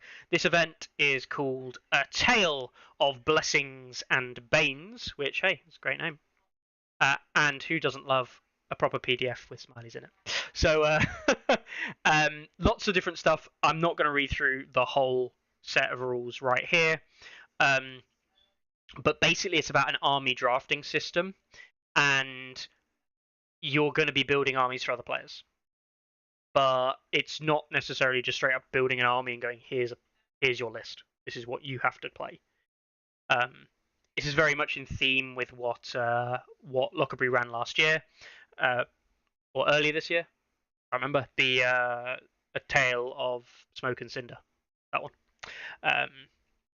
So yeah, do have a little look at this if you want to. Do check it out. I know he's looking for a couple of more players to try and get involved. Needs ideally, I think he's just looking for one more at the moment to make it a nice 8 players. But of course, he wants more than that, 12, 16, if he can get that number in and play a campaign style event. I played in the last one, and it was good fun. And it was just fun. You know what I mean? I was playing the game, but I was having fun with it, and that was fine. And I know that people got some Lockerbie T-shirts off the back of it, which was like a prize that he gave away to the winners. And he said that again this year. So I think, Carlo, you may have seen one of them. I think either at the US or at LGT, if I remember rightly. I can't remember, but yeah, I think I don't remember. I vaguely remember someone wearing one at the LGT, or I may have been imagining that. But yeah, really nice T-shirts from when I remember seeing them. So yeah, handmade as well. Yeah, the work. I mean, even just into this PDF and stuff, the work that Lockerbie puts in is, Yeah. you know, this is even though like obviously it almost sends people away from that, in that like this is games that like can't really be run through stats, they can't be submitted, this is data for the pool and all that kind of stuff, which, to be honest, like honestly, there's enough data. So you know, like once upon a time, like I desperately wanted people to submit and stuff like that. But now, like, I just want that to be part of, you know, like helping the game to be growing, strong community and stuff like that. This format and this event that Lockerbie is putting together, like, if and this is a big if, you know, like again, as always, we sort of like slightly dwell on the negative side of things.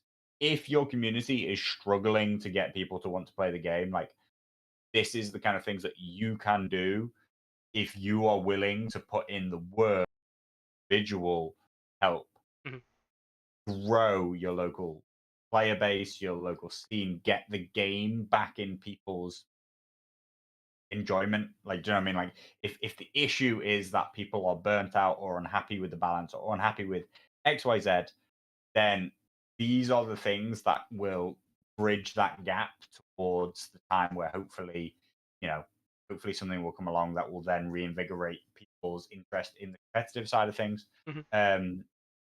But I really, you know, like I really have to stress that it is a lot of work, and I really respect the amount of work that Lockerbie puts into his events to make them not just good, but balanced and interesting and exciting, enjoyable to play in. So yeah, and yeah, I mean, like Lockerbie, I'm sure he's happy to share his ideas and the things that he's done and the PDF and all the rules of the event. So maybe people can just copy it and run it. But I do think that like there is a certain amount that people have to. These events are tailored towards the players that you have, the player base. You know, even if your club struggles with like stronger and weaker players, hopefully maybe you can account for that kind of stuff in these kind of events. But yeah, you know, like this is all under like the whole guise of like the game doesn't have to only be played one way. And if you are struggling with that main majority way that the game is played, due to fatigue of that, then there are plenty of other formats which I would really promote people to try and play. At least for me, it's much better for a community format for a limited period of time rather than moving to another game. But that's because like I have a historical problem with people moving to another game. Because personally, I think they'll never come back. I think that is a slippery slope to not playing Song anymore. So I much prefer the idea of alt side of Song. Some people, and some clubs do successfully play. Sometimes it's just for a break, though, right? I think that's what people want, a different break, different type of game, maybe for a bit. Yeah, no, obviously Lockerbie, obviously do sign up again. The event will be in the Discord if anyone needs it. Yeah, really hope the event goes really well. We'll obviously see how that ends up going. On that note, the actual kind of like on exactly the same theme that we were kind of discussing there, or are discussing there, there was an event happening in Chattanooga in Tennessee, and this event, the guy running it actually come and spoke to us at Stats, saying like, could we support the event in terms of like the site and stuff. Now, for what he's doing, the short answer is basically no. Having spoken to him a little bit, it was nothing that from my end that I could support him with. It would require Carlo to do some stuff for the site, which, let's put it like this, Carlo's not going to do that. Not quickly anyway, not in the turnaround like he was saying, it's next weekend or whatever. But again, it was another event. Like he was saying, like it's actually a drive to generate food and things like that for a food bank, and it was basically you bring things along to the food bank, and you will get these kind of like tokens which you can spend in games for benefits. Which, look, if it's played for an event like that that's designed to be a fun event where, hey, you donated like 20 tins of beans, so you get an entirely extra unit on your field from your list. I'm like, great. If that works for the community, and that helps not just the game and the game being a conduit for support in other areas of life, fantastic. Like that's just good. Like, sure, we can't help, the stats site can't help, Carlo can't help, I can't help, but like that's just a good thing. So who cares? um, so yeah, it's nice to see when people do that. Yeah. Yeah. I saw the Facebook page Conversation. actually posted about it, which is great. The official Facebook page. I don't know how that happened, but you know, yeah, I mean that's the event that event managed to get a mention when I'm pretty sure French nationals, French nationals, UK nationals, Polish nationals. Yeah. No, I think it's interesting, and that like stats has been very, very successful, particularly on the tournament side of things. But like that's much as people might think, and once upon a time, I really did want anybody possible to use stats because I thought that it could help. It wanted to grow, and I thought that its growth can help the community. Stats doesn't want to be everything and everything everywhere. Like stats does want to be everything about this game that is type A competitive events, right? Like if you are running a completely normal or even like a tournament bracket or whatever like odd variant on basically normal gameplay, then I think that stats can, should, and will help everything about what you are. But like stats isn't trying to like be everything that is a Song of Ice and Fire. Like and so campaign play, right? Yeah, it's not trying to be campaign play. Exactly. You know what I mean? Like I'm not trying to build tools. People sometimes ask about like can I use tournament builder but not have any of the results ranked and not have this? It's like, well, no, because that's not what stats is trying to do. It's not it's not trying to force everybody to use stats. It's trying to provide value to the competitive community and grow the competitive community and grow the competitive side of the game and give a hub and a community for all those players and as Ross says, it's trying to help and teach people along the way, provide information. It's not trying to force everybody and every tournament to be run on there at all. And so like I'm not trying to build tools for community sorry, campaign play. Particularly because I think that every campaign should be pretty unique. Like there isn't a format it should follow. And so the site will never be able to match your imagination and your creativity, the various things you do. Like, and so I think that if anything, it would be limiting gameplay if we tried to go down that route. So I think that people sometimes have the wrong idea Also, maybe stats has been too successful. It's really not that hard to run a relatively small event with pen and paper. Once an event gets over a certain size, like these things actually become really hard and really complicated. But Evan's been asking about oh, can the site do X, Y, Z, blah blah blah. I'm like, Evan, I don't know how many players you got, but I can't imagine it's more than a piece of pen and paper can't can't work out. I think he might have. I was speaking to him about it. I think he might have like 12 players to 16, Yep, which pen and is paper. like that. That's Pen and paper. starting. It's starting to Nope. move into the Pen and realm. paper. You can't work out 6 Yeah, I know. pairings each round I know. with a piece of pen and paper. Yeah, but my point is, like, if you go to like 16 players, you agree it's only eight pairings, but it is starting to move into the realms where people might want to use a tool to support it, because it is 5 to 10 minutes of work that you wouldn't have to want to do. But yeah, no, I know what you mean. All right then. So we're nearing the end of today's episode. We're gonna stick to the 2 hours, but of course, where would we be? And you know what time it is. As soon as I say that, right? Where would we be without some lovely pictures? Now, this week we've got 2 models that have been done for us.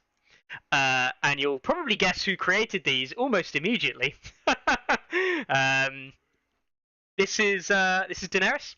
Daenerys, from, of course, Lucas's. If you've been following along so far with his army, Lucas's alternative Targ army.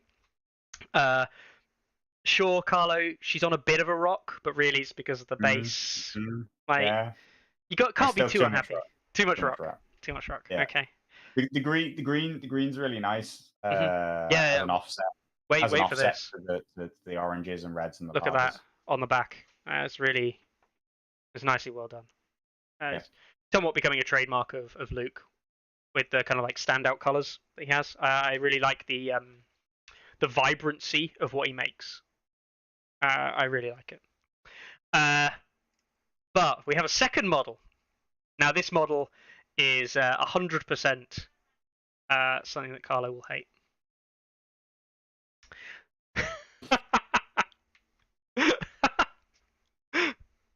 Yeah.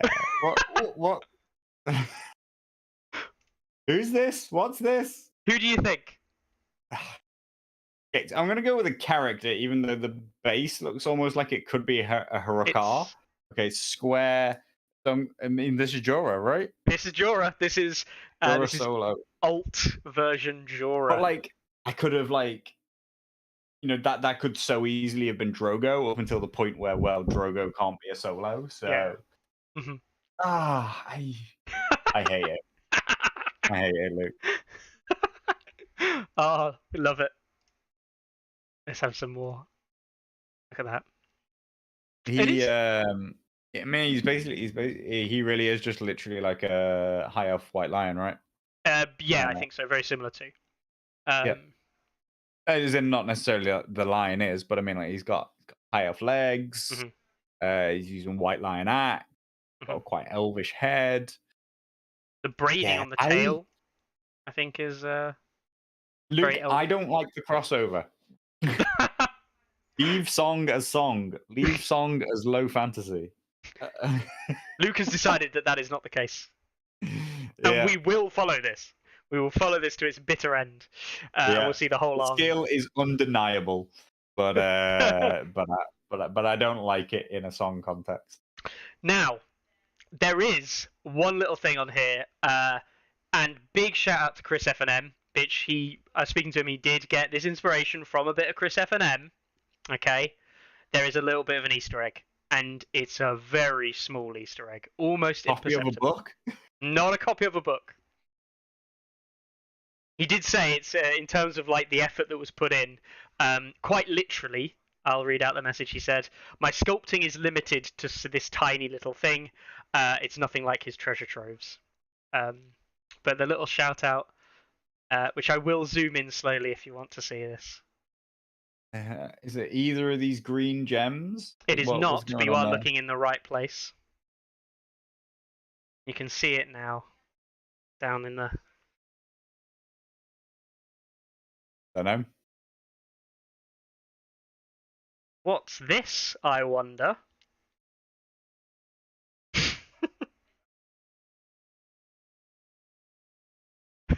No idea. What that is, Nope.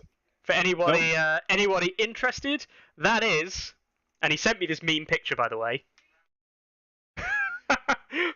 The one true ring in lava. Oh God. Really No. furthering your absolute hatred of this crossover. No, we're not having 3 genres crossover. No, I'm out. Oh. Spooky dead to me. He actually sent this to me as well with the golem looking at the ring. Okay. Yeah. Yeah, absolute memes. Yeah, no, obviously. No, it really, it's wonderful skill. It really is great, mate. But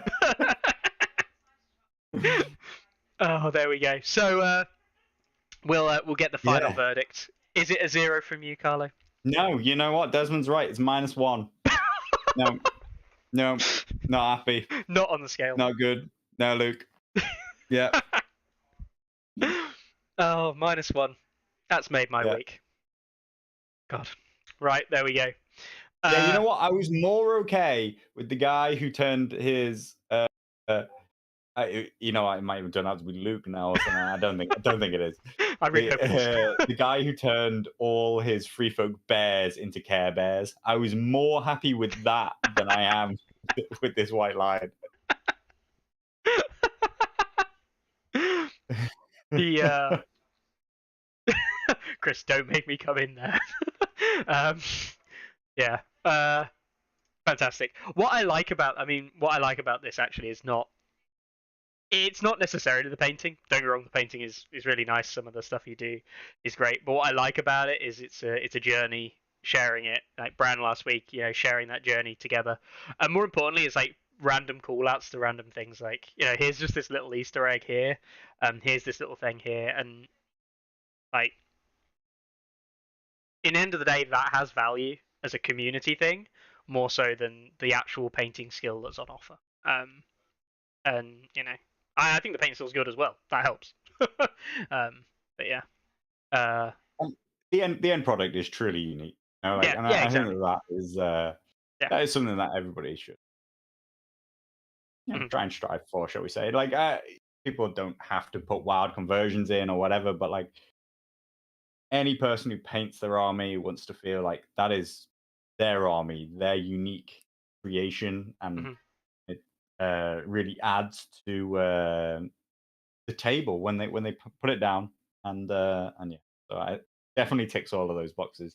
Ticks a few of the other boxes I'm not on board with. I really hope that one day Carlo has to play against this army, and he's just like, "Nah, sod this. Immediate resign. Walk away. We'll go and get a drink." No. I'll painstakingly and meticulously take it apart piece by piece and cherish destroying it. Only table. I am going to table this army. There are no remnants of this left on the board. This is crime. No. Fantastic. Thank you very much for those pictures, Luke. All right then. Tournaments. We did have the Danish kind of nationals event happen last weekend, and I was randomly following along a lot closer than I really intended, because there was this weird narrative of a guy who's waiting for Martells to get released so he could play Martells, and this other guy who's like won all of the events in Denmark as a Baratheon player, and basically he was like, the only player I feel like I have to beat is this guy. And then on Saturday night he came onto like the main Discord or something, was like, did it guys, beat this Baratheon player in my area who's pretty good, and he's well happy. Nothing to do with the event itself really, but like just a narrative that kind of came around, and I thought that was really fun because both of them use Discord as well. So obviously congratulations to the RS event there, and there was quite a nice trophy. I don't remember if I've got the picture handy, but the trophy was a nice little glass cube thing, which again, I'm a big fan of not product. Yeah, it's slowly becoming clear, and I do have the picture right here. Nothing especially special, but special enough. There we go. Oh, that's nice. Yeah, it's nice, isn't it? Yeah. Anyway, well done. Well done to the Danish community over there. So, this week we have starting, well, officially today, is one of the Citadel events. Now, I'm not going to try and work out which one this is, but there are multiple events happening with this Citadel route, which the French community are running. One of them's a team event, I think, or like you're bundled into a faction and you have to play a faction. I know that Decipher was talking about it. He's playing Free Folk, I think, with this faction he's been bundled in with. But I really hope those events go well in France. An event happening in Russia this weekend. An event happening in Poland. Another event happening in Poland. Another event happening in Poland. Another event happening in Poland. Oh look, it's an event not in Poland. Hey, it's an event happening in Canada over in Mississauga. I butchered that, holy hell.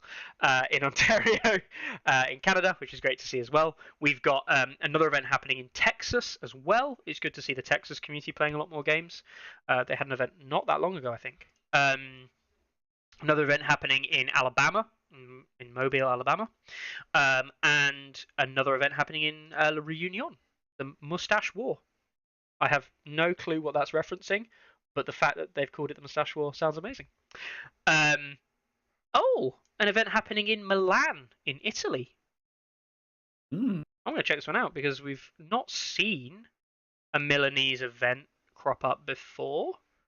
Nice banner, supported by Simon. There we go. It's the House of Orcs, who I'm guessing are, if not in part, running it or supporting it. Yeah, the House of Orcs is going to be present, but there's a lot of Italian players there that I haven't seen as often. Some returning groups like the Medalonian Knights, which were present at, I think, in the Italian Nationals. Yeah, no, that's good. The Italians are running some kind of more like, well, or shall we say, they're recording like a whole 2022, as it says, 2022, 2023 competitive season within the country, where effectively all results from the whole year are kind of coming to announce them as kind of, I don't know the exact format, but effectively like they're linking together all the results from all of those tournaments to announce some kind of grand champion.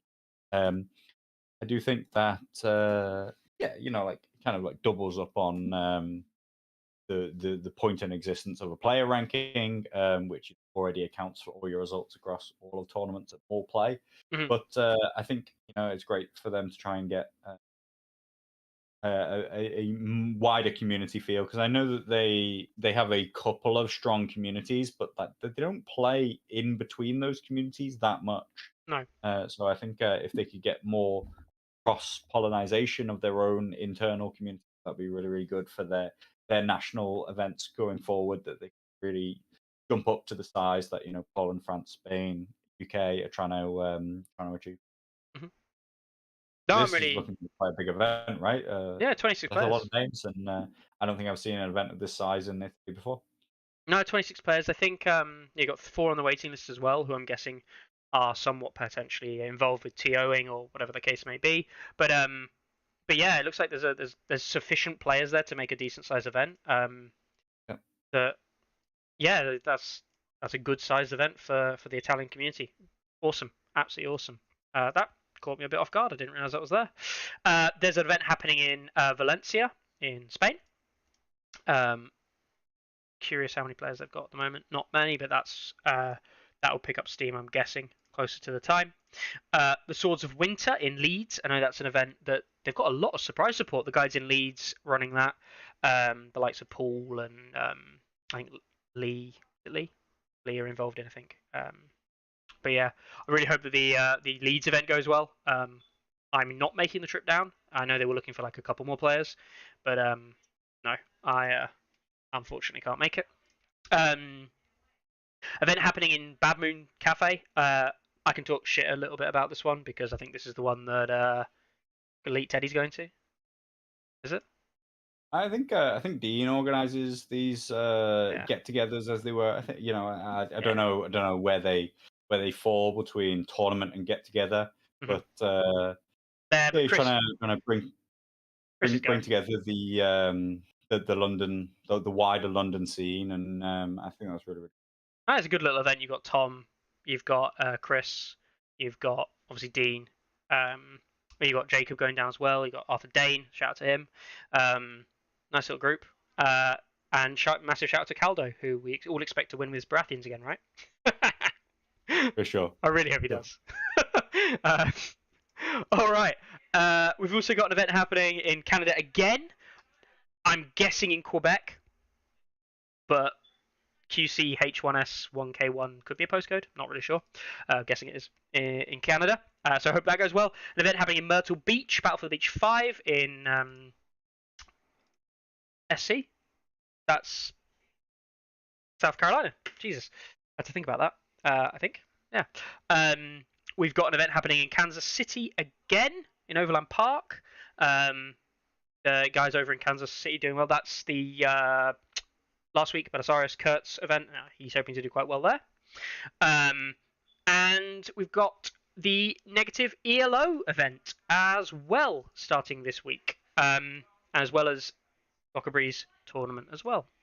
So that's a lot, isn't it? Jesus. 1, 2, 3, 4, 5, 6, 7, 8, 9, 10, 11, 12, 13, 14, 15, 16, 17, 18. That one's on there twice. 19, 20 if you include the 2 campaigns. 20 events starting between now and next Monday, pretty much. Wow.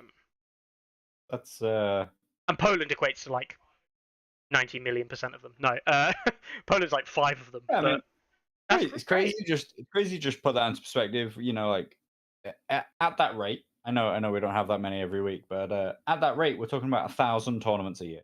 And that's mind blowing. 1,000 tournaments every year. When once upon a time we were talking about whether or not I could get 1,000 games submitted in a year. But yeah, I think the competitive community is still growing strength to strength. Forget all the talk about whether or not they need new balance patch, whether or not they need X, Y, Z. People are playing the game, and people are still enjoying the game everywhere. And even small communities are growing, and that will bring us together into possibly 2023 being best year the game's ever seen. Yeah, that's all we can hope for. And big shout out to Dallas Dreadfort, Imperial Minis, guys in the chat. So they got 20 players, or up 20 for the event. So be awesome, and I hope that really goes well for you. Yeah, I mean, it's stuff like that. It's great to see. I mean, I was just thinking about it there, and I was going on the assumption, let's be fair. I'm gonna say that most of these tournaments are maybe running 10 players, which is a lower estimate, but I think is a fair one. There's quite a few events that are running more than that. But if we even just really conservatively say 10 players across 20 tournaments, that's 200 players. 200 players playing 3 or 4 rounds is a lot of games being played, people enjoying the game. And look, if you can sit around and say 200 people played the game this weekend at a competitive level, like, who cares? Who cares about anything else anyone has to say? You can say 200 people played competitively this weekend, and that's a good thing. And that's not including others at all.